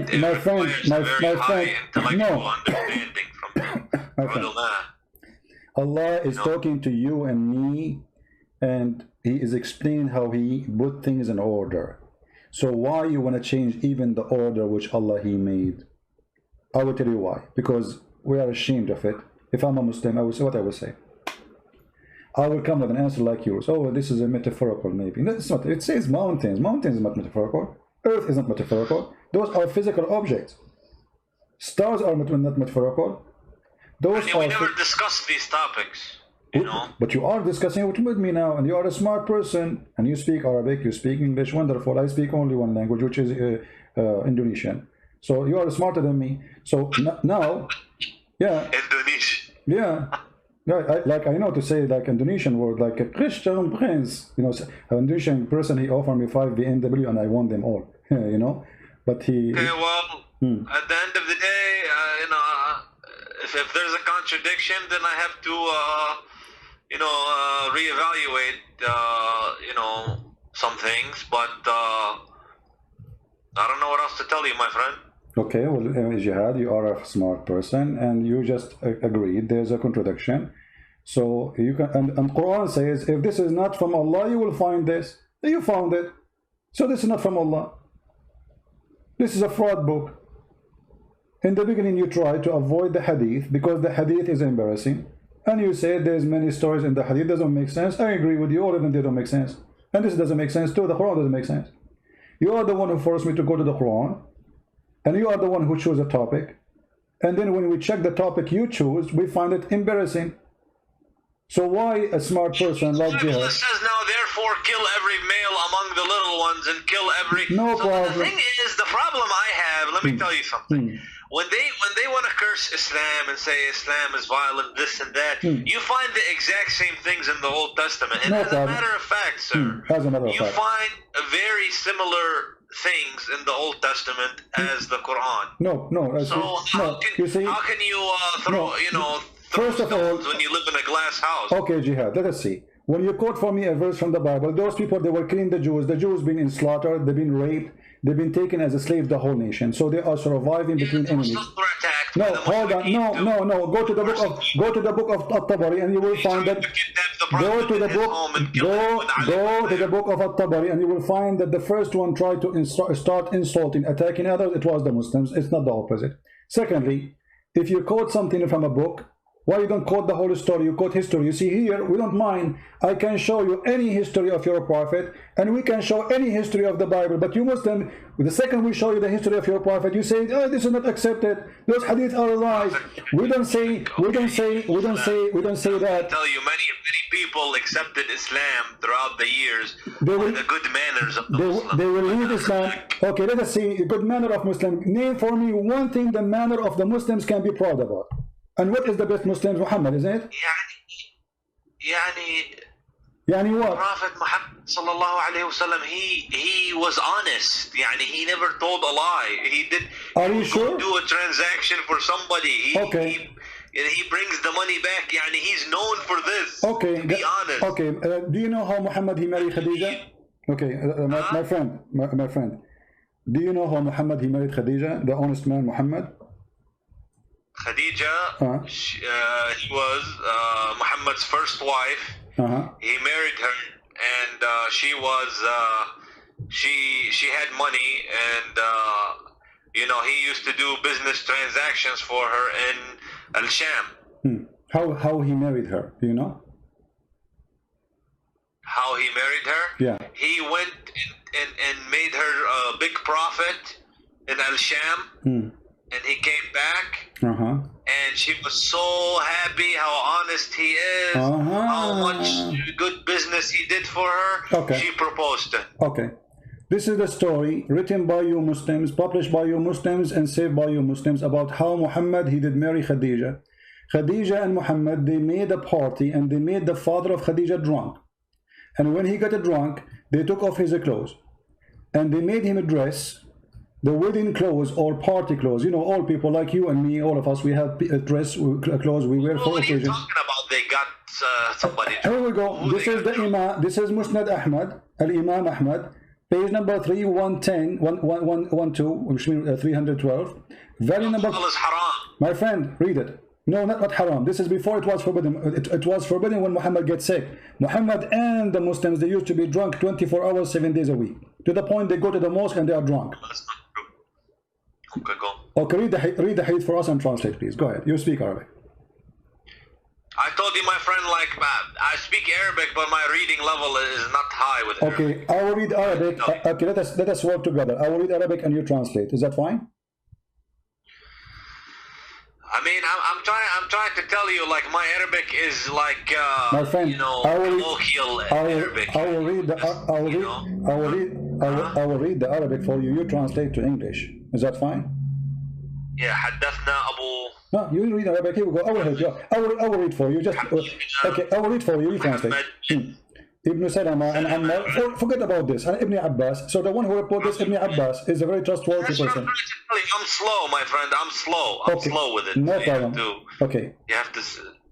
اوكي. فصنعت طعاما وشرابا فدعت اباها وزمر من قريش فطعموا وشربوا حتى ثملوا.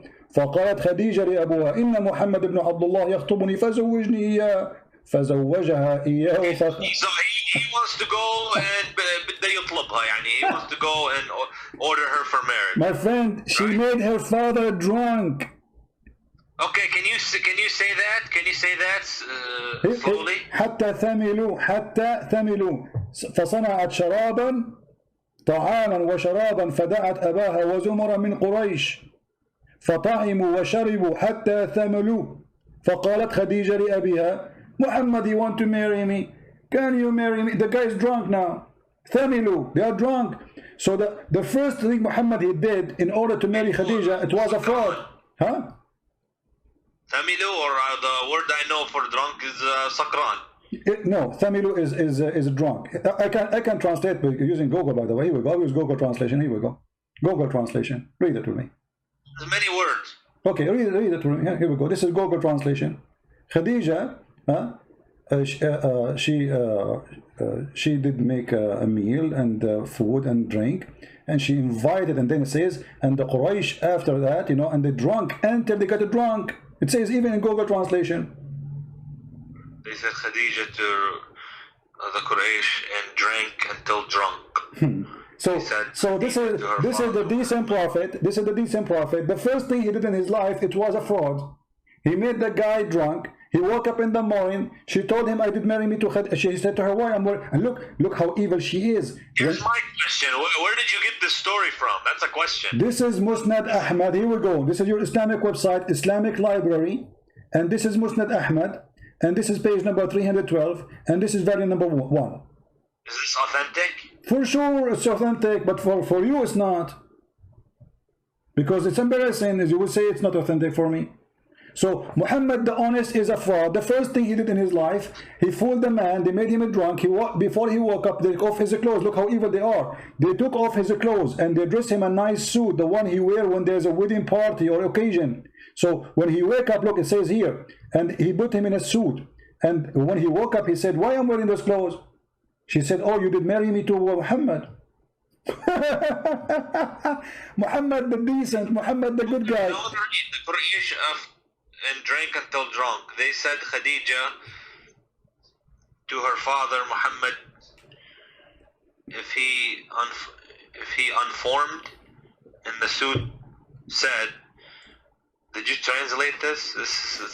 My friend, this is Google translation is not correct, but it says there that when he drank, they took off his clothes, they dressed him the nice clothes he wear for parties or for occasion, and then when he woke up, she told him, he said, why I'm wearing these clothes? She said, you married me from Muhammad ibn Abdullah. He said, I will marry you to the orphan, not in my life. The translation says, not my age. In Arabic we say, ليس في عمري, not in my life. That will never happen. Yeah, I see. So here, here, look what she said to him after that. Look at the blackmailing. Khadija, she said to him, aren't you ashamed you want the tribe of Quraysh? Do you want me to tell them that you were drunk and you were not aware of what you did? So she drank him on purpose. And now she is blackmailing him, saying to him, if you go and say, I will not marry you to this man, I will go to the tribe and I will say everybody that you were a drunk, you are a filthy man, and you are not aware of what you are saying. She's blackmailing her father. This is Khadija, the decent woman, and this is Muhammad, her partner. The first thing they did in their life, in their partnership, the decent man. What about Muhammad? They wanted to marry each other, but they knew the father wouldn't accept. Exactly. So but they use alcohol. So this is first a cheating. Secondly, they are using alcohol, which is from the devil. Isn't the Quran says alcohol from the devil?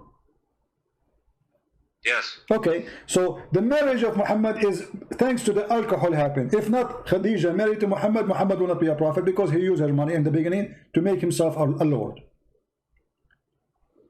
What kind of a man? You said to me he's a decent man. He should not accept. He said, no, either he marry me to you when he is awake, or I will not accept. We didn't know this is true. So you Muslims are lying about your prophet, saying things about your prophet, and we the Christians, are believing in the lies Muslims they say to us. This is what you are saying to me. But I just want to know, what is this source? My friend, how many times did it repeat? Musnad Ahmad. It's in front of you on the screen. Here we go. Even Google translate it for you. You see it? Let me zoom in. This is the name of the book. Yeah, go up. Okay. I think you have to scroll up. This is the name of the book. And this is the page number 312. And this is the volume. Volume number 1. Imam Ahmad. Is Imam Ahmad is a Jew? Is he a Hindu? Is he from the Christians? What he is? This is your story. What about Muhammad flirting with the wife of his own son? Is that a decent man? What do you think, Jihad? Did they say that? Okay, so it's hadith, but is it sahih? My friend, here we go. We go back to zero now. Is it sahih? Anything we show to you is not sahih. For sure it's not sahih. Because it's embarrassing. No, it's sahih. But anyone who want to defend Muhammad, he will say it's not sahih. Okay, well, I mean, if that doesn't sound good. That story. Okay. What about Muhammad flirting with his own son's wife when the husband was away? Jihad, I am not trying to insult you, but I'm going to give you an example. What do you think if you have your father, with my respect your family, he come to your house and he flirt with your wife? What do you do to him? Adopted son. No problem, adopted son. That's a friend. His real son. Okay, not real son, guys, not real son. So let's say you have a friend. He come to your house. Why you say son? You didn't tell the viewers exactly what it is. No, he is his son. Muhammad, he said, أنا أبا زيد وزيد ابني وهو منه وأنا منه. Actually, I know this story. Okay. So Zayd, he was having problems with Zainab. Okay. They were having issues. All right. And on many occasions, Okay. the Prophet ﷺ tried to get them to improve their relationship. Okay. And is that a hold on. So if you have a friend and you have a problem with your wife, is it okay for your friend to come and flirt with your wife? No, not while we're married. No. Okay, but here we go. We are divorced. but she was married, and Muhammad, he went to her house and he said to her, "Praise be to Allah, the one who He made." married her. No, before. He married her. But Before. after he tried to fix the relationship. No. Before he married her, he went to the house of his own son's wife, son by adoption, doesn't make any difference. And he then, when he was there, he flirted with the women. He said to her, Subhanallah, mu'allif al-qulub, praise be to Allah, the one who flipped my heart, make my heart flip for you. Do you accept that somebody is decent?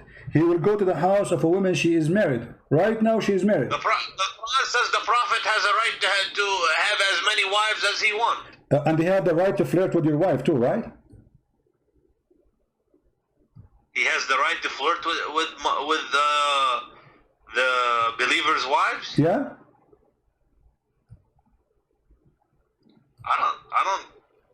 I don't believe so. Well, here we go. This is the Quran, and this is the chapter, and this is the tafsir of your biggest imam, supporting it with all valid resource, saying that Muhammad, when he went to the house of Zayd, and you speak Arabic, which is very helpful for me, he went there. Okay, when he went there. Okay, read with me, please, careful. I will read the story for you. It says here.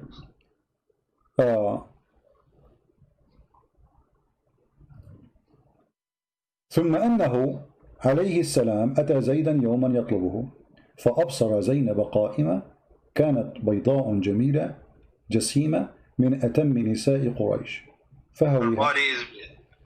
So Muhammad once he came to visit Zayd. So he saw Zainab standing, and she was so white, so beautiful, and she was so big. The Arab, they like big women. And like today we say the word fat. In that time they like the women who they are like that. And she was the most beautiful woman in Quraysh. Interesting. فهويها. He loved her. Why she not? Okay. He loved her. She is married. And look what he did. وقال سبحان الله مقلب القلوب. Praise be to Allah, the one who made my heart to flip for you. Well, I told you the hadith is, you know, it's questionable. But it's a question. It's not the Prophet the questionable. It's the hadith. Guys, those are books written, and the Muslim know. The Muslim, they will go crazy if you rip a page of the Quran. Allahu Akbar, they burn the Quran. Uthmani burned the Quran, nobody complained. Allahu Akbar, they installed the Prophet. He will go. The story in your books. Now you are saying to me this is not true, cannot be true. Why? Because it's you know, it's embarrassing. It's embarrassing. It was not embarrassing because the Muslim believe that the Prophet, he have the right to sleep with all the believer women. Actually, in the same page I will show you, it says that if the Prophet he have a privilege. If he saw a woman, her husband must divorce her, so the Prophet can have her. إذا وقع نظره على امرأة وجب على زوجها. I mean, that doesn't sound يعني, it doesn't, you know, if he wants just يعني, if it's just about women يعني, it doesn't sound good. Does it sound good? Exactly. And here it says فسمعت زينب بالتسبيحة فذكرتها لزيد. And then ففطن زيد, he said, my wife, obviously she is a bad woman, is sleeping with this guy already, both are in the same bed together. So he went to the Prophet, says, Prophet, she is not good to me, I don't like her, you know, she hurt me, now she hurt him. Yeah, because she told him that your father, he was here, and he said this and he did that. Obviously they already. And look how it says that إن الله بعث ريحا فرفعت الستر وزينب متفضلة في منزلها. Allah, he sent wind, and that sent left up the curtain when she is in her house, and then he saw Zainab, and she, you know, she was in her house. Wait, are you saying that the? Hold on. Are you saying that the Prophet is peering through the window, yani? No, he's in the house, but there is a curtain. According to the story, my friend, this is your story. He is in the house. He came to her house, and then according to the story, there's maybe there was a curtain there. This is a different report. You see, there's two stories. He went there, first one. He saw her standing. She was white, very beautiful. Fahawiha, he loved her. You know, he have a lust for her. And then he said the other story. He's saying that what happened exactly is there was a curtain, and Allah sent the wind. It's what the wish of Allah. He sent the wind so the Prophet can see her, and he fell in love with her, and said, فَوَقَعَ فِي نَفْسِ زَيْدْ أَنْ يُطَلِّقَهَا. So Zayd, now he knew that Muhammad is having sex with his wife already, obviously. And then وقال Ibn Abbas, وَتُخْفِي فِي نَفْسِكَ الْحُبَّ لَهَا. Are you hiding that you love a woman, but she's married? Okay, well, if I mean, I don't, you know, this is not good. Okay, not good. But and not only that, by the way, jihad. You know, another thing that I reject is that Aisha was 9 years old. Yeah. I completely reject no problem. Because, you know, I'm a Sunni, but some stuff, you know, the Shia, and I can say that, look, did you ever hear that she was 18, 19 when she married him? And she was married my friend, Aisha, when she was 17, going to her 18, Muhammad died. So how she will marry him when he was 18? She was 18. My friend, wake up. Listen. Do you see the screen? It says that Zainab, she claimed there's a miracle happened when Muhammad, after he liked her. It says, أن زيدا تورم ذلك منه حين أراد أن يقربها. Each time Zayd he tried to have sex with his wife, Allah, he make his penis swell. Can you see how amazing the miracle, jihad? That's it. Muhammad, he liked the women. Allah will make the penis of the husband swell. And Zainab, she said, the reason that this is here, he could not do it. وَمَا مَنَعَهُ إِلَّا اللَّهِ. She's saying here, وروي في الخبر أنه أمسى زيد فأوى إلى فراشه. And Zayd, he came to his bed to have sex with her. قالت زينب ولم يستطعني زيد. He could not do it to me. Don't boom boom. وما امتنعوا منه غير ما منعه الله. And he could not do it just because Allah, he could not let him do it. That's it. Muhammad, he want me. There's no way he can do it to me. And then she continues saying, إن زيدا تورم ذلك منه حين أراد أن يقربها. Each time he tried to do boom boom to her, Allah make his penis swell. They were having problems in their marriage. My friend, but you see the miracle here? Allah, he make the penis of the husband swell. That's it. She is reserved for Muhammad. She is the wife who care. Muhammad, she is reserved for him. Nobody can put his inside. So the guy, you want to have sex, Allah, he make his penis swell. And this is your decent prophet.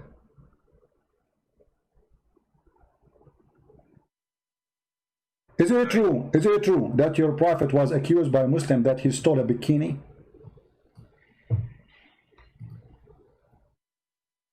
I saw that you have said that previously to somebody else. Okay, so is that true or not? Why I'm not sure whether if Muhammad is the decent and he is so famous to be decent, so what kind of followers? This is not the enemy accusing him that he stole a bikini. It was his followers. So why the followers, they will think that you are not decent if your reputation will know that you are decent, accusing him of stealing a piece of clothes. These people, they hear me. Can you make it so they don't hear me? I just want to... They hear you, don't worry, they hear you. No, but I don't want them to hear me. What do you mean you don't want them to hear you? You call me live, I'm live on air, and you are in YouTube. It's not up to you. You call me live. It looks like they're laughing at me. Don't worry about them. Focus with me here. Nobody is laughing at you. They're laughing at Muhammad, not at you. So what do you think? If a person is well known to be decent, why even his followers accusing him that he took and he stole clothing? And by the way, those clothing themselves are stolen. Muhammad, he attacked the people, the caravan, he stole the clothes. Now the thieves and Muhammad, they are fighting over the clothes, and there's one red velvet is missing, and Muhammad was accused that he took it.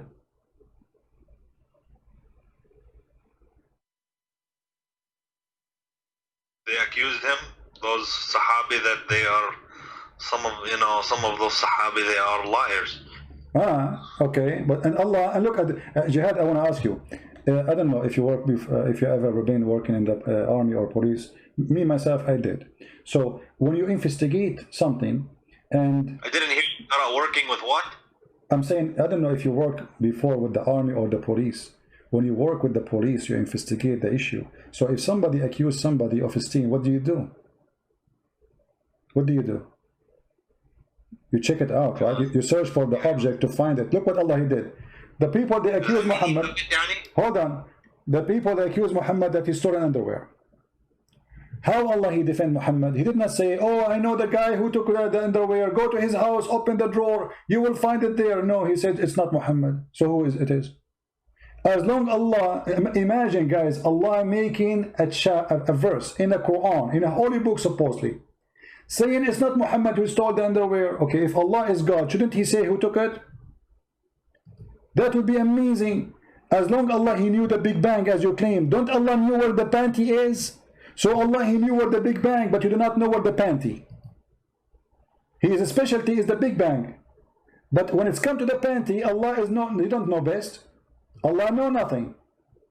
Right? How come Allah do not know who took the panty? Shouldn't he say in the verse, okay guys, go to the house of this guy, open under his bed, you will find it, he hide it there, and then people will be astonished. How Allah knew? Unbelievable. He knew the unseen. Instead, he said it's not him who took it. What kind of God this God is? Why you don't tell us who took it? Huh? You're God, this is not me. A human being, he says, it's not me. Okay, but I don't know who took it. I don't know, because I'm limited in my knowledge. But this is God. So God, he sent the verse, says, it's not Muhammad who took the panty. Shouldn't Allah say who took it?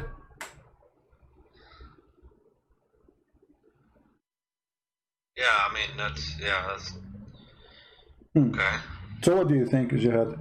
You're still gonna be Muslim after all this madness, my friend? Well, I'm gonna. I don't want to say yes or no. I just want to, think about it. It's not an easy question.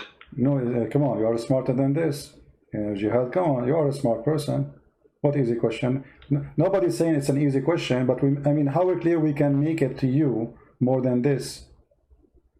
I mean, it's obvious. A person was accused, and he is the most important person for Allah. Allah, he's in the verse, says it's not him. But Allah did not say who did it. It doesn't sound good, no. Doesn't sound good. I agree with you. Obviously Muhammad, he made this verse, says it's not me. This is Muhammad making this verse. There's no way there's God. God, they will say, hey guys, go to the house of this guy. He is the thief. Don't accuse the prophet again. People, they go there, they got him busted. Praise be to Allah, the one who told us what we do not know. But to send the verse says, it's not Muhammad who took the panty, but yet why Allah don't want to tell us who took the panty? Don't he knew? I guess, I mean, it sounds like it's a cover-up. It's a cover-up, exactly, because if Allah the one is talking for real, he will clear the name of Muhammad once for all. Not only he will say it is not him, he will say it is not him, this is the guy. People, they go there, they find it, and bingo. You just make assumptions on what Allah is going to say or not going to say. No, my friend, there's accusation here. There's accusation. It's not about if Muhammad is the most important man for Muhammad. You see, how come Allah, he have time to tell us about the ant who spoke to Sulaiman, and the ant, they don't speak, they are mute. You go read right now in any scientific book, you will find that ants are mute and deaf. Allah have time to tell us that Sulaiman was walking in the valley, and then one of the ants, she said to the other ants, hide. Okay, hide. What do the ant? Tell us who took the panty. Which one is more important? A person accused, there he have all the details you want. Okay, my friend, I see your point. I see your point. That's fine.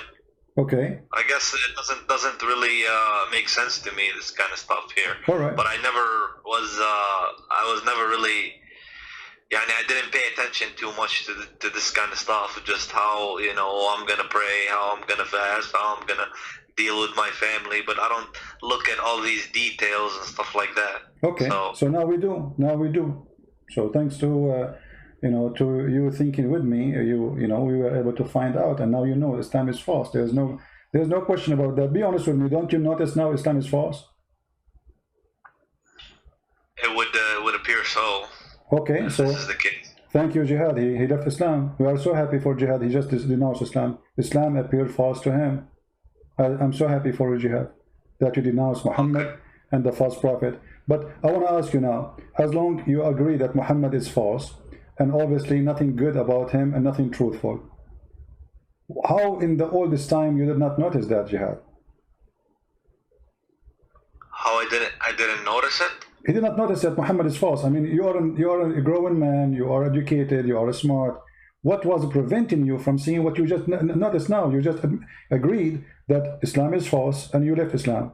But why in the past you did not notice that? Islam. Huh?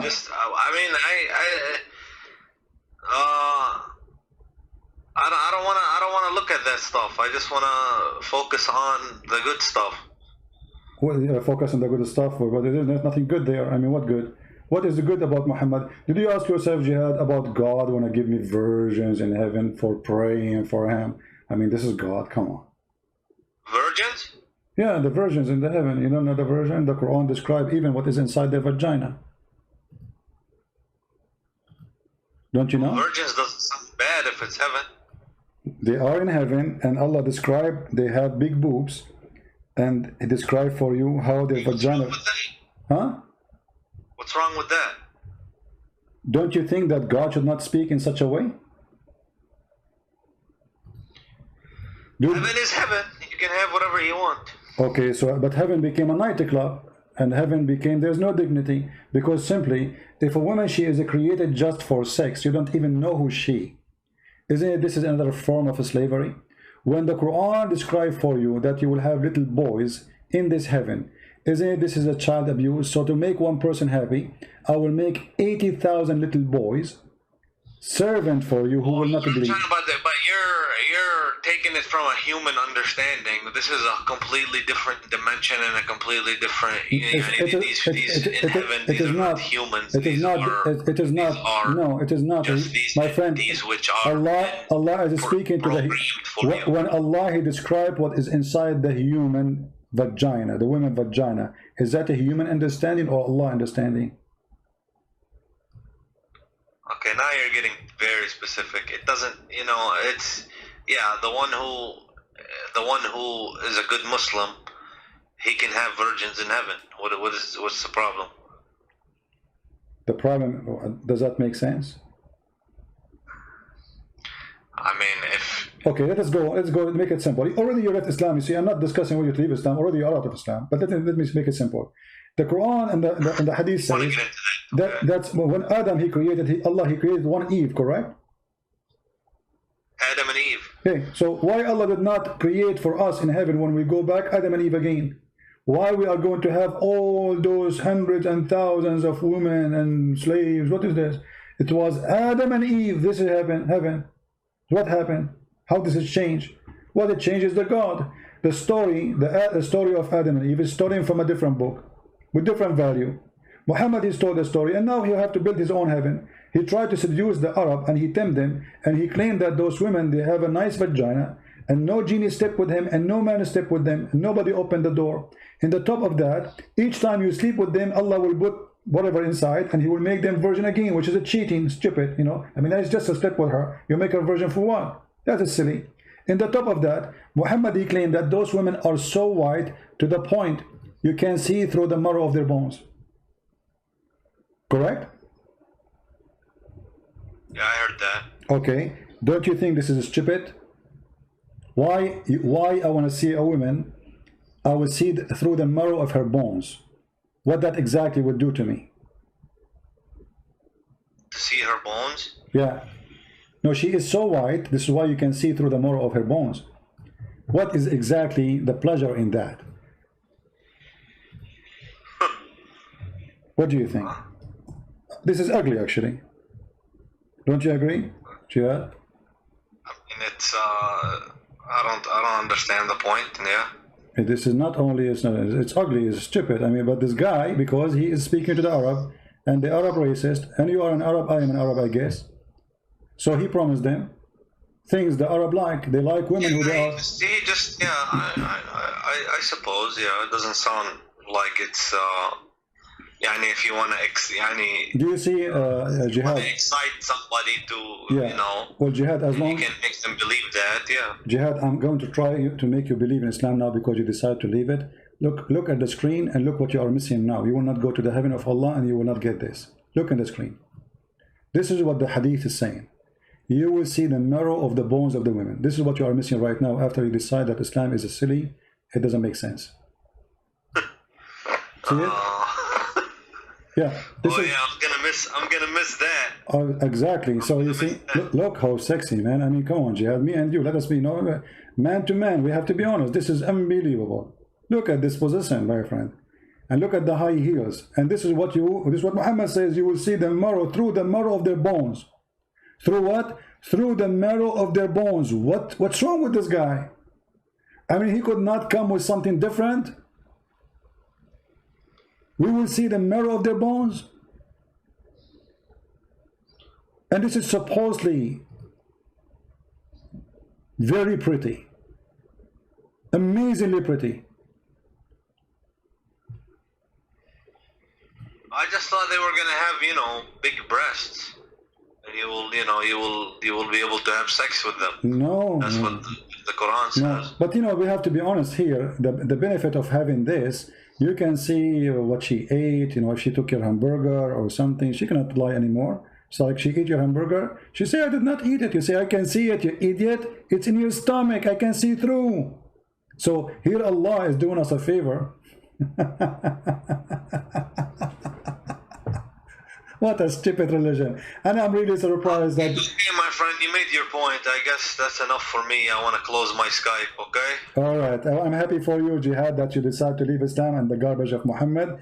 If you decide, I invite you right now to accept the Messiah as your savior. Oh, and I'm not going to do that. No. All right, no problem. It's up to you. If you feel like it, let me know. Call me. Thank you. All right, take care.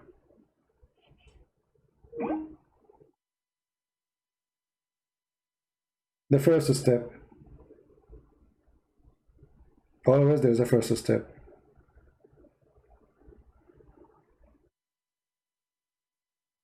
If you see, guys, the first comment he sent me, I am a Muslim, I will refute you. This is the first comment he sent me. I'm a Muslim, I will refute.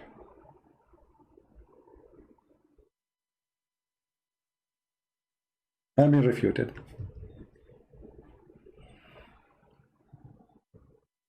Yeah. Well, glory to the Lord. Every day we prove that Islam is a garbage. They call us and they are excited to debate us about Islam. And then the decent one, like Jihad, is a decent person. We have to admit. You know, he did not go in arrogance and say, I don't know, I'm not going to listen, and it's not true, you know, blah, blah, blah. He said he could not resist the truth, that this is obviously is a fraud. He have decency. Many, what they do, they go in denial. They knew that we are showing it in the screen. I mean, nobody can deny that. But because it is very painful, some they go in denial. It's like somebody would deny that this is happening to him. So he go and live in different stage, in illusion.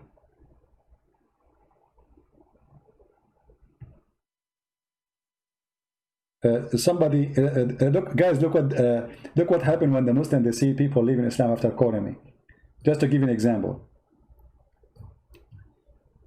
Danger, he's saying, CP, you can never refute Islam. You just prove it's perfect. Unbelievable. That's so good. So after watching me all this time and Jihad, he left Islam, I just prove Islam is perfect. So Jihad, he left Islam because Islam is perfect? Perfecto. I hope more Muslims will call me and I prove to them Islam is perfect, and in the end of the call they will leave Islam. That's perfect for me. Is it perfect for you? I'm sure the camel urine is taking effect in you, my friend. Don't change your diet, it's the best. Forget about the rest. Yeah, too much camel urine. All right. Oh boy. Anyway, guys, I was going to go and talk more. We will continue later about this journey to the heaven, and we will finish with this. I want to say, so you people can, you know, download the video and share it and add subtitle. Well, happy for Jihad that he decided to leave Islam, but at the same time, I'm sad that he did not accept the offer to accept Jesus. I hope soon he will reconsider and think carefully. We would like to save him. He sounds like a nice person, smart man, and we would like to save all the Muslims, not only Jihad.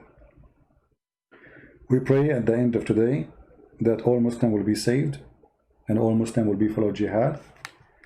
The one who called me to do Jihad on me, he ended leaving Islam on Muhammad, and he now do Jihad on Muhammad. God is amazing, and God, he says, read the books, search the truth. I am the truth. That is the Messiah. I am the truth. And the truth will set you free, my friend. That is the words of my Lord. Nothing is equal to the truth, for the truth is God, and the truth is the only one can free us from all kinds of slavery. A human being, when he is ignorant, he is enslaved. And Jesus want to free you from your slavery, from your ignorance. You are under the threat of slavery when you are ignorant. Anyone can fool you. Anyone can control you. You are just ignorant. The Messiah don't want you to be ignorant. In the Quran, in chapter 5, verse 101 says, ask not questions. Verse 102 it says, because former generation asked the same questions and they left the faith. Jesus says, read the books. Ask me questions. Knock at my door and I will answer you.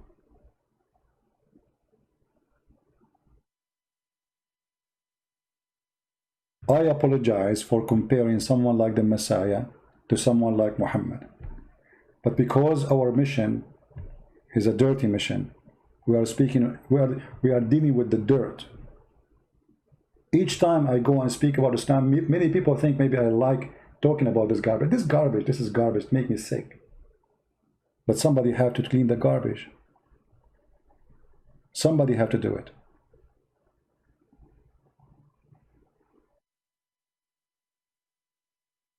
Don't forget to subscribe to our page in Patreon, so you can notified by email, because YouTube are censoring our account, so you don't receive any email from them. In Patreon, you will receive email from Patreon the second I post something, and you will be notified that I will be live on air. So go there, subscribe, even if you don't like to do a donation. Our service is for free. You donate, you don't donate, that will not really make any difference for me. I will still serve you happily and with no question. And for sure, we appreciate those who support us by donation, because your support is needed. However, our service is for free. And if you are a person who speaks languages, for the books we posted for free. Right now, today, we published a book in Polish for free, translated by a brother of us. I'm very thankful for him, a wonderful man, a wonderful person who voluntarily did all the work hard for a long time to make this book happen. And soon, maybe tomorrow or the day after, I will publish one of my books in the Serbian language, which is fully understood by Croatian and Bosnian and Serbian. And it's for free again. And in case you do not know, we have my book in Indonesian language for free, 2 books. We have in Malay for free, and we have in Russian and Albanian. So the collection of free books is growing, thanks to the Lord, and thanks for those who are helping us by doing the translation voluntarily. We appreciate them all. We pray for them and their family. May the Lord reward them for helping more people to be saved from the cult of Muhammad. I want to say thank you all for your support, and I pray that all of us, we will be united. We as a Christians will never be divided. There's nothing called Catholic, nothing called Protestant, nothing called Orthodox. There's only the followers of Christ. Be a follower of a Christ, never follow a man, never follow a Christian prince, never follow a bishop, never follow a priest. They will disappoint you. All men is sinners, the Bible says. So why you follow a man? All men are sinners, no exception, no exception. Don't put your trust in a man, never. Trust the Lord. And in the Lord I trust that all of you have a good heart, and the good of you will give good fruits by sharing the truth with your friends and your family, bringing more people to Christ. Be holy like your Father, who he said, I am the light, I am the truth, I am the way. Be holy. It's a project to work in. Doesn't make you holy, but it is walking the walk in this earth, as our church father did, trying their best to be holy, so they can be considered children of God. One of the beautiful things the Lord, he says, when you pray, pray like this: Our Father art of heaven. Christ, he wants you to be a child of God, not a slave. Our Father. Can you imagine praying to God, calling him Father? How much this Father, he humbled himself. He is the King of Kings. We are not even a mosquito for him. Yet he allows us to call him our Father. This is his most beloved word, our Father. He do not need slaves. He do not need to be a master. Those words mean nothing. Not like the God of Islam who add the word we before his name, because he's fake and fabricated. He want to be proud. Our God, he humbled himself. He came as a man. The Bible says that the Lord, he sent, our Father, he sent his only begotten Son to save the whole world. The whole world, not the Asian, not the black, not the white, all of us. We are a family. We are children of God. We are equally created. We be loved by him. There's no black, there's no Greek, there's no Hebrew, there's no Indonesian, there's no Arab. All of us, we are a family of a Christ. How beautiful. And all of us, we are delicious fruit in the table of the Lord. We have different color, we have different look, but we have one fruit, the fruit of Jesus. Thank you all for being here. May the Lord protect you, keep you safe all, and until we see you soon again. Christ is Lord, Islam is false, and God bless.